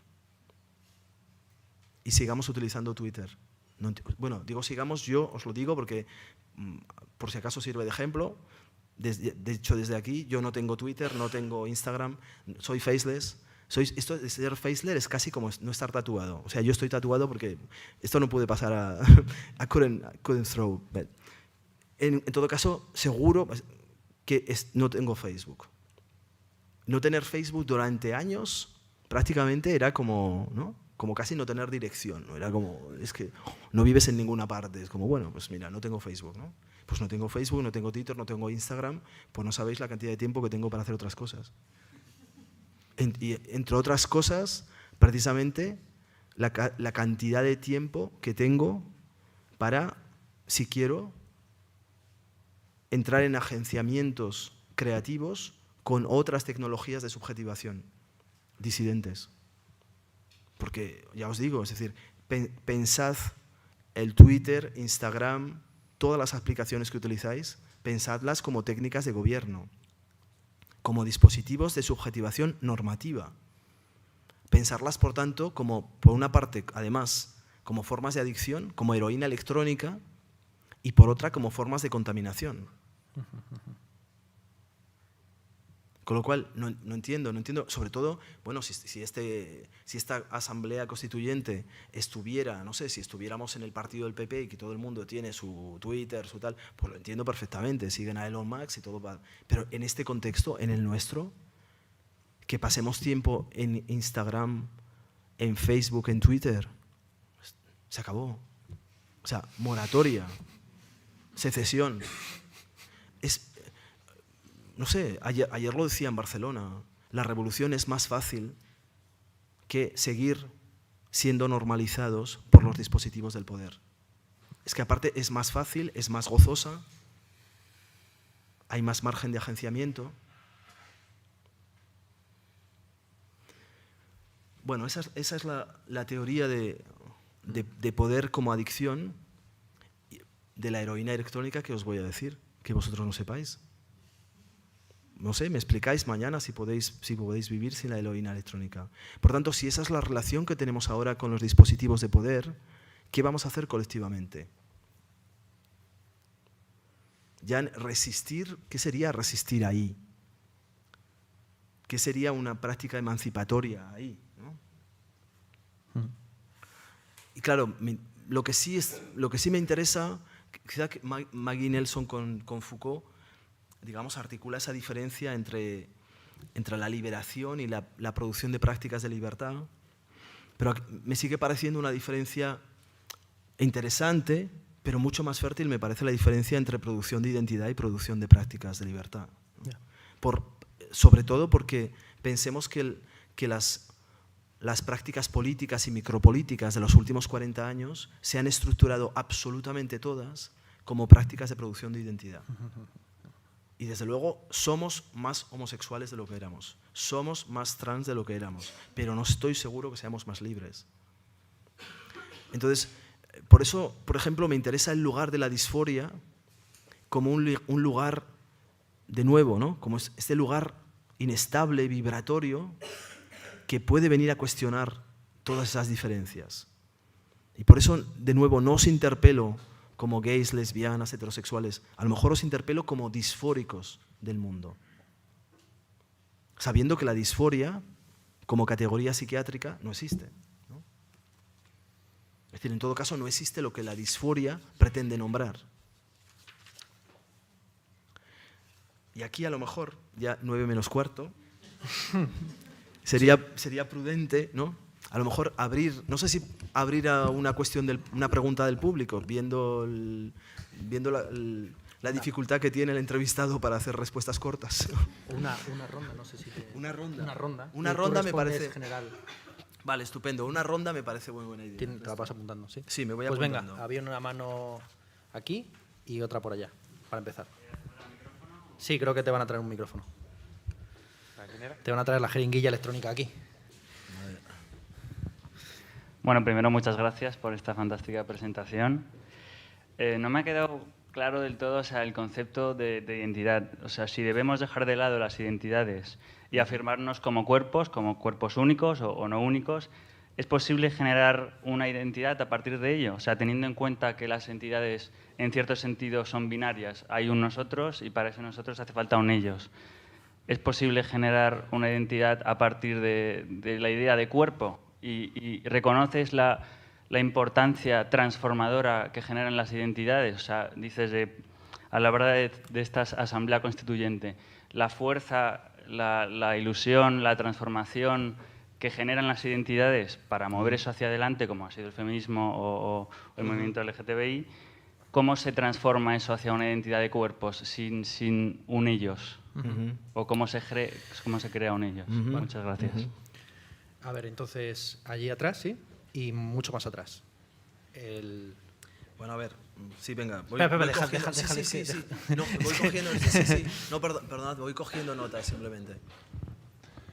Bueno, quería preguntar un poco por... La pregunta creo que se podría enunciar de muchas formas, pero al final simplemente te quería preguntar un poco por... yo creo que de cara al agenciamiento político, yo, por ejemplo, desde mi masculinidad, no me he sentido impelido al agenciamiento político. De hecho, creo que me he identificado un poco con el anarquismo desde la superioridad, porque no he necesitado el agenciamiento político y me he visto un poco impelido cuando he empezado a trabajar con niños y con niñas y con niñes que empiezan a ser subjetivizados en un colegio. Entonces, te quería preguntar un poco simplemente por las niñas, por un poco qué podemos hacer, quizás un poco desde el tú a tú, no desde grandes conceptos, sino qué podemos hacer con los niños que se ven obligados a identificarse, sobre todo por sus compañeros, ya no tanto de cara a los padres, sino cuando el niño que empieza a ser el chico les enseña al resto a ser chicos, al igual que el que empieza a follar por primera vez enseña al resto a follar, o al que empieza a ser chica enseña a las chicas. Un comentario. Sí. Vale. Entonces, sí. Gracias. Había allí muy atrás otra pregunta. Allí atrás, el fondo todo. ¿Cuántas quieres? Bueno, no sé, a lo mejor 3 está bien. Vale, 3 está bien, sí. También hay una persona aquí que querría... Sí. A ver, cogemos estas 4 y decimos que ahí nos paramos, ¿vale? Vale. Venga. Bueno, yo tengo una pregunta un poco por pensar aquí en esta asamblea de la que tú hablas. ¿Qué hacemos con estas señoras transodiantes que nos están un poco jodiendo la vida desde diferentes lugares? Y lo digo desde un punto de vista constructivo, es decir, pensemos un poco qué respuesta podemos dar que no sea la de resistir como podamos cada uno al nivel de esa dosis cotidiana de violencia que nos estamos comiendo y que está afectando en muchos de nuestros lugares de donde vivimos, donde trabajamos, donde convivimos con otra gente. No sé, por si tienes una reflexión que nos quieras regalar. ¿Sí? Vale. ¿Y había otra persona? Sí, ¿qué tal se oye? Que hablo un poquito así con la... Mira, Paul, yo un poco con el tema este de... Voy para la segunda lectura. Sí. Y hace un par de semanas que... ¿Ya va para la segunda lectura? Sí, además muy interesante en la parte que has dicho de cómo se va leyendo. Claro, Sí. lo estoy leyendo un poco a la vez con el manifiesto conspiracionista. Y Ajá. voy mezclando, Sí. y ya vaya mezcla, ¿no? Habéis hecho mucha referencia y muchas preguntas. De la parte que más me gustaría hablar así en positivo de la parte del libro es cuando cuentas que vas a Córcega, no a Cerdeña. Sí. Qué bonita. Es la parte un poco que poética. Sí, sí, sí, ríete, porque es la parte poética. Es un libro, para mí es un libro, lo que has escrito y te vengo siguiendo, leyendo en francés, en inglés no, pero en francés hace años. Y esa parte, cómo llegas a la isla, conoces a la chica, cómo conoces a esa parte, digamos, esa parte que tú decías, de alguna forma, por eso no sé si lo habréis leído, muchos de los que estáis aquí, él sí porque lo ha escrito, pero esa parte, sí, se lo estaba entonces el colega, se lo estaba viendo, eso no sé qué capítulo es precioso, ¿no?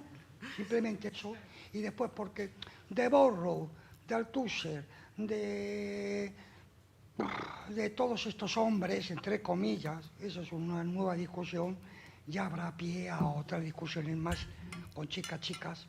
Yo, entre otras cosas, lo del tema del nombre, yo ya hace mucho tiempo que me pusieron Pumuki, no me llamo nombre apelativo, siempre se ha utilizado los motes. El cambio de nombre, pues siempre, o sea, es muy de barrio, no es nada oficial. Quiero decirte que es un poco y súper guay esa parte, y si os animo a que leáis esa parte de esa isla, cómo conoces. Y otra cosa, ahí sí te llevas el móvil. Ahí sí te llevas el móvil. Ahí te llevas el móvil. Es verdad. Es verdad. Paul, porque vas y por cierto, ahora estoy también leyendo el libro que me está gustando, antiguo, releyendo de tu antigua amiga, colega Virginie. Sí. De nuevo, que ya es antiguo, pero que le han vuelto a reeditar ahora mismo. Nada más. Muchas gracias. Bueno, muchas gracias por las preguntas. La verdad que son fantásticas, sobre todo también por lo heterogéneo, ¿no? Y por la diversidad de los lugares y la riqueza la generosidad también de las que hacéis las preguntas, que me parece fascinante. Bueno, primero, la cuestión del cuerpo vivo como el lugar desde el que yo os interpelo, sabiendo que el cuerpo vivo para mí, insisto, no es el cuerpo como anatomía, no es el cuerpo que la medicina y el discurso heterocolonial de la modernidad inventa, por lo tanto no es ni objeto ni carne exactamente, sino que es otra cosa, ¿no? Es ese archivo político vivo y por tanto está lleno de representaciones, está lleno de otros artefactos, es siempre relacional. Eso que yo llamo somateca o el cuerpo vivo es eso que yo llamo simbionte político, es decir, está ya en relaciones que son constitutivas y sin las cuales no podría vivir. Es decir, el cuerpo en sí mismo no es vivo. Para que sea vivo tiene que ser simbionte político, ¿no? Ese lugar me parece mucho más interesante que la identidad. Fijaros que la identidad funciona y trabaja con la misma lógica de la taxonomía de la modernidad. En el fondo, fijaos, esa es la paradoja. Es decir, la paradoja es que hemos sido subjetivados y, por otra parte, también, si queréis, excluidos y dejados en esa especie de cuneta ontológica, ya sea como mujeres, como homosexuales, como transexuales, como discapacitados, etc. Y al mismo tiempo, y eso no deja de ser interesante políticamente, al mismo tiempo hemos utilizado ese lugar, esa inscripción política infrahumana para producir una forma de identidad que interpela el poder que nos subjetiva. O sea, ¿me seguís? Uh-huh. Pero es esa interpelación que es importante, porque, por ejemplo, puede llevarnos a conseguir modificaciones de la ley, es decir, la ley, una tecnología de poder, ¿okay? de gobierno, puede llevarnos a cambios de la nominación, que por tanto pueden hacer que aquello que no existe, exista en el ámbito de lo social. ¿Vale? Es muy interesante, pero tenemos que estar atentos al funcionamiento mismo de la lógica de identidad. Eso es algo que los que nos dedicamos aquí a la fontanería de la filosofía sabemos. La identidad es algo así como si fuera, es el equivalente al uranio en la radioactividad. es como, ojo con lo que me pones en esta bomba, porque, ojo, es decir, estamos utilizando un instrumento político que es altamente violento, constitutivamente violento. Lo podemos utilizar contra y frente a las tecnologías del poder, pero tendremos que tener mucho cuidado cómo lo utilizamos, porque se vuelve inmediatamente contra nosotros. Eso es exactamente, de ahí recojo la segunda pregunta, es exactamente lo que está ocurriendo en el feminismo. Es decir, que el feminismo se ha convertido en una política de identidad normativa y excluyente, en el que la categoría mujer ha sido normalizada y naturalizada, y además es pensada ahora, dentro de un sistema binario, como un privilegio. Fijaos. Es decir, es que, vamos, que no acabamos ni de salir de la cuneta y ya estamos echando arenilla para que caigan los otros, ¿no? ¿Desde qué lugar se articula la posición de poder que hace que las feministas TERF puedan negar la nominación mujer a otros cuerpos? Porque es la nominación mujer. Fijaos que esto es fascinante. Esto es fascinante porque esta es la batalla de la cuneta. O sea, yo digo, pero ¿cómo es posible? O sea, ¿cómo es posible? Porque aquí, o sea, bueno, es verdad que si escucháis a las feministas TERF, ya sea a la Laura Freixas, a Amelia Valcárcel y tal, yo a veces hay amigues que me mandan sus vídeos y de verdad los miro y primero pienso, bueno, o sea, esto es ciencia ficción, porque primero hay tal desconexión, una desconexión tan brutal con los procesos de emancipación política, los procesos de invención de prácticas de libertad de los últimos 40 años, porque se trata, lo voy a decir con todo cariño, pero se trata, o sea, pensadlo, lo que os voy a decir ahora, pensadlo en términos de institución. Se trata de cuerpos institucionalizados dentro de la heterosexualidad normativa, dentro del instituto de la mujer del socialismo de los años 80, que se han sentado ahí en una silla y que no se han movido, mientras que nosotros estábamos, y nosotras y nosotres, estábamos día, tarde y noche en la calle, porque esa ha sido la realidad de lo que hemos estado haciendo. Estábamos en la calle o estábamos en fiestas post-porno o estábamos haciendo talleres de la somateca o estábamos haciendo... Es decir, no hemos dejado de inventar y de proliferar prácticas de invención de libertad todo el rato, ¿no? Mientras tanto, aquí estaban unas señoras muy tranquilas en el Instituto de la Mujer. Bueno, el Instituto de la Mujer, o sea, quiero decir, no os sorprenderá que en el Instituto de la Mujer nunca haya habido un taller posporno. ¿Cómo va a haber un taller posporno en el Instituto de la Mujer? ¿Cómo puede haber un debate en el Instituto de la Mujer, por ejemplo, sobre los cuerpos proletarios sexuales, sobre el trabajo sexual? Que no sea estas señoras explicándonos que el trabajo sexual es una vejación y que es una forma de esclavitud para las mujeres. Pero yo nunca he visto ni trabajadoras sexuales, ni lesbianas, ni cuerpos trans, ni cuerpos migrantes, nunca los he visto en ese contexto. Solo he visto mujeres que articulaban posiciones de privilegio dentro del binarismo normativo. Y es desde esa posición de privilegio desde la que hablan. Y por tanto, yo no les considero como interlocutoras válidas. Para mí no hay diferencia entre Amelia Valcárcel y la señora Ayuso. No hay diferencia. No hay diferencia entre la conferencia episcopal y el feminismo del Instituto de la Mujer. ¿Por qué? Porque, bueno, yo a los hechos me atengo y a los discursos, es decir, yo trabajo con los discursos, trabajo con las técnicas del cuerpo y con las técnicas de gobierno. Y las técnicas del cuerpo, las técnicas del gobierno y los discursos son los mismos. Entonces, que Amelia Valcárcel discuta con el arzobispado, que se ponga a hablar con el arzobispado.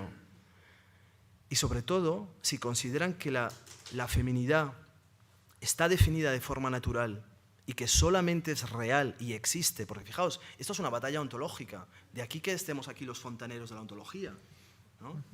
Esto es una batalla ontológica. Se trata de que Amelia Valcárcel está decidida y determinada a pensar, a decir y a creer que no existimos, que algunos de nosotros no existimos. Pero sí existimos. Quizá no tengamos existencia jurídica, quizá no tengamos existencia política, quizá no estamos inscritos como ciudadanos dentro del marco democrático binario que permite ciertos privilegios en la cuneta ontológica a la señora Amelia Valcárcel, porque que se dé cuenta que es en la cuneta ontológica. Porque si todo esto fuera una batalla por la masculinidad, sería fantástico. Venga, venga, sube, venga, este es otro ring. Joder, yo todavía no he visto a Amelia Valcárcel en este lado del ring, ¿no? Es decir, ¿cómo es posible que lo que se esté negando es acceso a esa categoría históricamente desautorizada, que es la categoría de mujer, y que sea precisamente ahí donde las feministas TERF han puesto su frontex, porque es exactamente lo mismo, es decir, las dinámicas, de hecho lo veréis en el libro, la importancia de la lógica de la frontera, es decir, la lógica de la identidad es la lógica de la frontera. Es, por tanto, la lógica binaria. Y algunos de nosotros en los que estamos trabajando precisamente es en la transición de un paradigma binario que trabaja todavía con nociones de identidad, de Estado-nación, de institución reproductiva y de formas de energía productiva fósiles, de ese paradigma a otro paradigma no binario. Entonces, por eso os digo, es decir, para mí yo no necesito hacer pedagogía con Amelia Valcárcel, porque para mí no es una interlocutora. Entre otras cosas porque directamente niega la posición política desde la que yo hablo, ¿no? Por lo tanto, es decir, me niega como sujeto de lenguaje y como posible sujeto interlocutor, ¿no? Entonces, me preocupa mucho más y me parece mucho más interesante. Creo que estamos perdiendo un tiempo infinitamente grande y tremendamente importante discutiendo con las feministas TERF. Las feministas TERF están siendo instrumentalizadas por los lenguajes arcaicos, heteropatriarcales, es decir, ruinas, que estos son como ruinas, son realmente como fragmentos, gigantescos fragmentos ruinosos de la modernidad patriarco-colonial.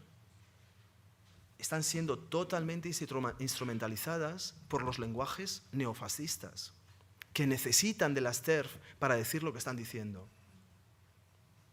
Pero el problema es nuestro. Si nosotros queremos seguir discutiendo con las TERF, perfecto. No, para mí no son ni las TERF ni el fascismo contemporáneo definen las preguntas a través de las cuales se llevan a cabo las respuestas micropolíticas que nosotros estamos elaborando.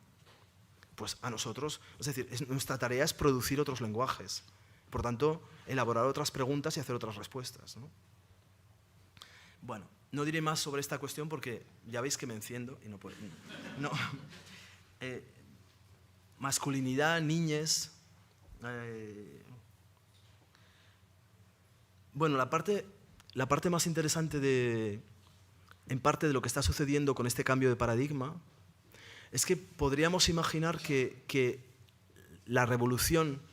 Fijaos que hoy es raro porque no he hablado mucho de revolución y normalmente eso sí que es un virus para mí porque realmente, o sea, es tremendo. Yo me levanto por la mañana y ya revolución y me sorprendo a mí mismo. Digo, bueno, este puede ser quizás bueno, ¿no? Pero en parte lo más interesante de la revolución que está teniendo lugar, de hecho ahora ya sí lo digo, desde mi punto de vista es muy importante pensar que lo que está teniendo lugar es una revolución epistémica y política, y no simplemente la debacle apocalíptica del antropoceno. Es muy distinto, ¿no? Si esto es la revolución epistémica y política más grande y más importante de la historia, lo que podemos hacer ahí es muy distinto que si es simplemente una distopía apocalíptica del capitalismo neoliberal. Porque entonces, si es eso, se acabó. Entonces no hay nada que hacer, entonces no sé qué hacemos aquí reunidos, ¿no? Pero creo que uno de los índices de que lo que está sucediendo es una revolución epistémico y política es que hay formas de vida que ya no son explicables desde el paradigma patriarco-colonial. ¿Me seguís? Esas formas de vida son las vuestras. Esas formas de vida no son explicables, no son binarias, no pueden explicarse desde el binarismo.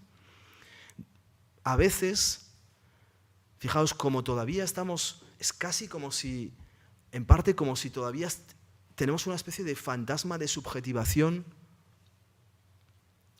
de la modernidad heterocolonial. Es decir, que no somos sujetos del siglo XVI, ni del siglo XVII, ni del siglo XVIII, pero seguimos subjetivándolos casi como si lo fuéramos. Es decir, que seguimos identificándonos como hombres y como mujeres, como heterosexuales y homosexuales, y cuando digo identificarnos, para mí lo importante no es ahí la noción de identidad, sino la noción de procesos de subjetivación, es decir, de gestión de la función deseante. Es muy distinto cómo tú gestionas tu función deseante si tú dices soy hombre o si tú dices soy no binario. Si dices soy no binario, de repente la función deseante dice, ostras, ¿no? ¡Wow! ¿No? Multiplicación, proliferación, vibración, inestabilidad. ¿No? ¿Qué está pasando aquí? Si tú dices no soy heterosexual ni homosexual, ¡wow! La función deseante, imagínate. ¿No? Arrasa. Por tanto, formas de vida que existen, que son no autorizadas, que no pueden ser nombradas desde el paradigma de la modernidad patriarco-colonial. Y claro, lo más fascinante es cuando esas formas de vida, además, por ejemplo, son niños que tienen 4 o 5 años, que de repente están ya casi es como si tuvieran un pie. Nosotros todavía somos como fantasmas de la modernidad colonial. Fijaos que... no sé, ¿no? Como que uno querría tener otra somática, ¿no? Uno querría ser distinto, ¿no? Como, bueno, por ejemplo, tú cuando me has presentado, no sé, me ha parecido curioso que de repente has dicho como un hombre y yo he pensado, ¿quién será? ¿No? Como, no soy yo, ¿no? ¿Quién será, no? Pero claro, es decir, nuestra sensibilidad colectiva, eso que yo llamo estética petrosexo-racial, es tan normativamente fija, ha sido tan estructurada durante la modernidad que somos incapaces de mirarnos los unos a los otros como si no fuéramos eso, como si no fuéramos solo hombres, solo mujeres, solo, bueno, ya no os digo racializados, extranjero, nacional, etcétera, ¿no? Pero lo interesante es que, por ejemplo, alguien que tiene 4 o 5 años, yo ahora, por ejemplo, estoy en conversación constante con niños trans, ¿no? Niñes trans, porque muchas veces las familias me llaman, me escriben y me dicen no podemos más, el niño está desescolarizado, los psiquiatras nos lo patologizan, pero al mismo tiempo el niño está fenomenal, ya no sabemos qué hacer. Y de repente me encuentro hablando con estas familias y con los niños que tienen 4 o 5 años, 8, 10, 12, 14, y ellas ya no están completamente en el paradigma de la modernidad patriarco-colonial. No. Ya están articulando formas de subjetivación que ya son constitutivamente disidentes. Por lo tanto, diría, a veces, fijaos, para mí no es que sean los lectores de mi libro, es que son casi los escritores de mi libro. O sea, yo últimamente he estado en diálogo, por ejemplo, con chiques trans de 15 años, que yo digo, bueno, pues espérate, yo no sé, dime, yo me siento un escriba de lo que está sucediendo, ¿no? Entonces, la cuestión es cómo a lo mejor, precisamente es que somos capaces, una noción que yo he utilizado mucho, que es una noción de Teresa de Lauretis, ¿no? Desidentificación, y de José Esteban Muñoz, ¿no? Desidentificarse, ¿no? Antes de cualquier otra cosa, ¿no? Si no eres capaz de situarte en una posición no binaria, por lo menos desidentifícate, por lo menos date ese respiro, date el respiro de desidentificarte, por lo menos, ¿no? Entonces, a lo mejor en ese, si te sitúas ahí como simbionte político de otro paradigma, ¿no? De repente estás ahí situado, hablando ahí, y dices, ya no estoy hablando contigo ni como hombre, ni como mujer, ni como heterosexual o homosexual, estoy hablando contigo como simbionte político de otro paradigma. Y ahí se abre otra posibilidad, ¿no? Como otra forma de vida. Y claro, esa forma de vida es súper frágil, ¿no? Porque está emergiendo. Entonces es como un jardín, hay que cultivarla, ¿no? O sea, de repente, no sé, yo ahora cuando me reúno con los niños que son súper jóvenes, ¿no? Pues de repente a mí me gusta de repente mezclarlos con las abuelas trans que tienen toda esa historia, ¿no? Y que viven de otra manera, pero que son tan no paradigma como los niños, ¿no? Porque evidentemente tienen el cuerpo que tienen, porque tienen un cuerpo no binario. Pero es que vosotros también tenéis todos un cuerpo no binario, ¿no? Es la capacidad de mirar ese cuerpo, es la capacidad de modificar la estética normativa que daría la posibilidad para que viéramos el cuerpo y por tanto la función deseante de forma desbinarizada, de forma descarbonizada, de forma despatriarcalizada. Claro, eso, no sé, es que ya no es invención de prácticas de libertad, eso es, no sé, como, ¿no? Me imagino toda la sala ya. Bueno, y la última parte, bueno, Pumuki, agradezco, me permito llamarte porque agradezco tu lectura, ¿no? Agradezco tu lectura. La verdad es que el último capítulo es casi como... En fin, este libro era un libro muy duro, porque en realidad no he hablado mucho ni del SIDA ni del COVID, pero este libro también tuvo que ver con el hecho de que yo enfermé de COVID y tuve un COVID bastante jodido y perdí la visión de un ojo durante un tiempo, estuve en el hospital, la persona que había al lado mío murió, en fin, que yo pensé que como tenía 50 años, a lo mejor de repente en medio de este COVID la palmaba, ¿no? Entonces, como a lo mejor esa vibración como más oscura, ¿no? Que tiene que ver con, finalmente, para mí las políticas trans, las políticas minoritarias, disidentes, han sido políticas de vida. En un contexto, es decir, el contexto de mi familia era un contexto de muerte. No porque mis padres fueran, o sea, no era la familia Frankenstein, era una familia de Burgos normalísima, ¿no? Pero bueno, de Burgos, pues, ¿qué os digo, no? Y entonces ese contexto era un contexto, ¿cómo? Sí, sí, sí. Es que aquí hay alguien que se ha leído súper bien el libro. Bueno, porque los padres, es decir, porque esa es la cuestión, es decir, si tú te sitúas frente al otro como simbionte político, en lugar de reificarlo, es decir, yo he dejado de ver a mi madre como una mujer heterosexual, ¿no? La veo como un simbionte político que envejece, ¿no? Entonces eso es maravilloso porque eso nos permite de repente generar otra relación, ¿no?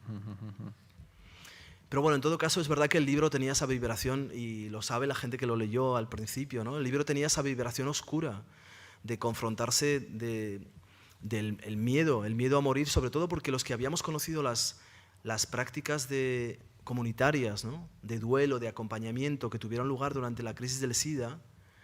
Por ejemplo, durante la crisis del SIDA, a finales de los años 80, cuando yo entré en las comunidades de la crisis del SIDA, sobre todo en Nueva York, pues habíamos hecho redes de solidaridad, de ayuda, que hacían que nadie se moría solo, que nadie estaba... Siempre había alguien, había una red que hacía que alguien llamaba a alguien, que llamaba a alguien, y siempre había alguien que llevaba algo de comer, que venía para lavar a la persona, que estaba junto a esa persona incluso cuando la persona moría.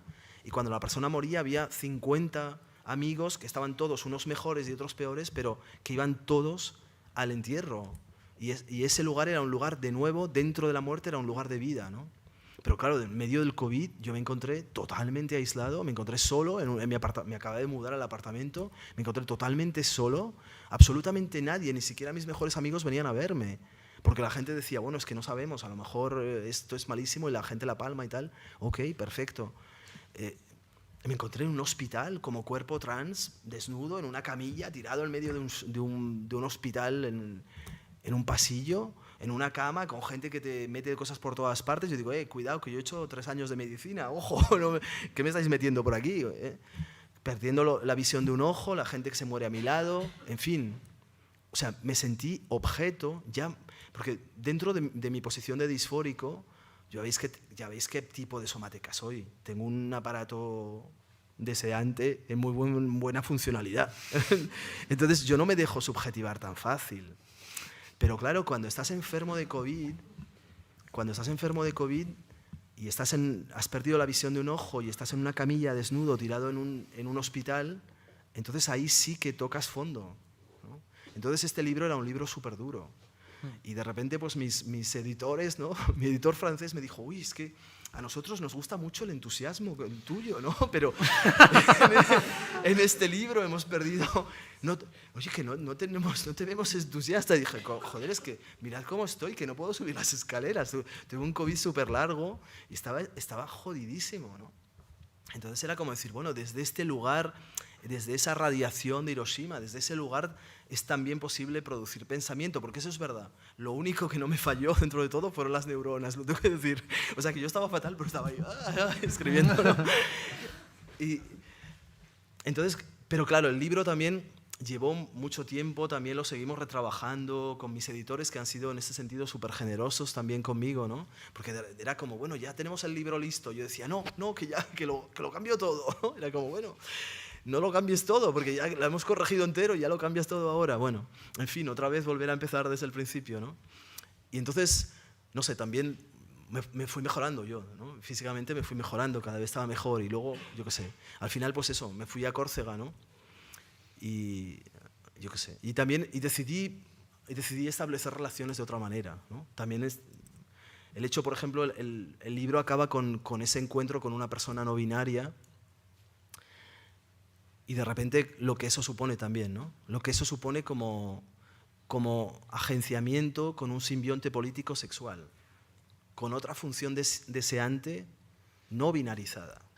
Porque en el fondo cuando eres trans y cuando eres una persona no binaria, si estás con personas binarias, estás constantemente explicando tu disidencia, ¿no? Estás todo el rato diciendo, bueno, mira, sí, yo la verdad es que tengo este cuerpo, pero no tal, no sé qué, y luego hago esto, y follo de esta manera, y tal, y no sé qué, ¿no? Hasta que de repente un día dices, mira, ya se acabó, o sea, ya, ¿no? Y de repente tienes la suerte de encontrar a alguien que tiene una posición también no binaria, ¿no? ¿Y qué sucede ahí? Es decir, cómo prolifera la función deseante ahí, ¿no? Desde ese lugar no binario. Que por otra parte sería tan fácil de tener para cualquiera, ¿no? Y que sería como tan, en el fondo, una posición, fijaos, ya que estamos en esa cuneta ontológica que hoy sabemos es la totalidad del planeta, pues desde ahí, o sea, no sé, es que casi es como, sería tan proliferador, tan prolífico, ¿no? Poder situarse en esa posición. Claro que cuando yo digo no binario, o sea, no penséis que es como...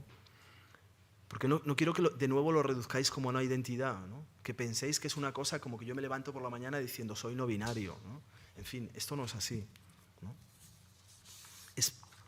Se da en el conjunto de relaciones que uno establece. Y se da precisamente porque falla la binaridad, ¿no? Porque cada vez que la binaridad te es impuesta, tú te das cuenta que ese ejercicio de imposición falla.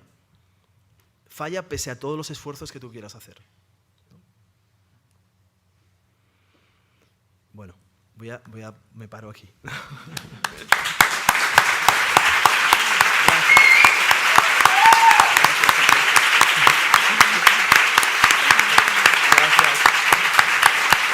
Gracias a vosotros.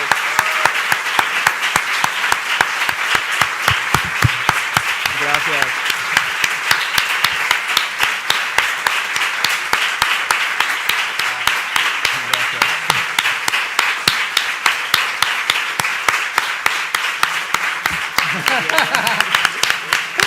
Ya como una folclórica. Es verdad que me siento como una folclórica. O sea, me encantaría cantar, pero no puedo. Firma de ejemplares, ¿no? Yo, si queréis, firmo. ¿No? Sabéis que firmar no me importa, que si queréis, firmo. O sea, que aquí estoy. Pues, vale. Claro. Lo leí, o sea, te estudié desde Ecuador, Latinoamérica. Qué bien.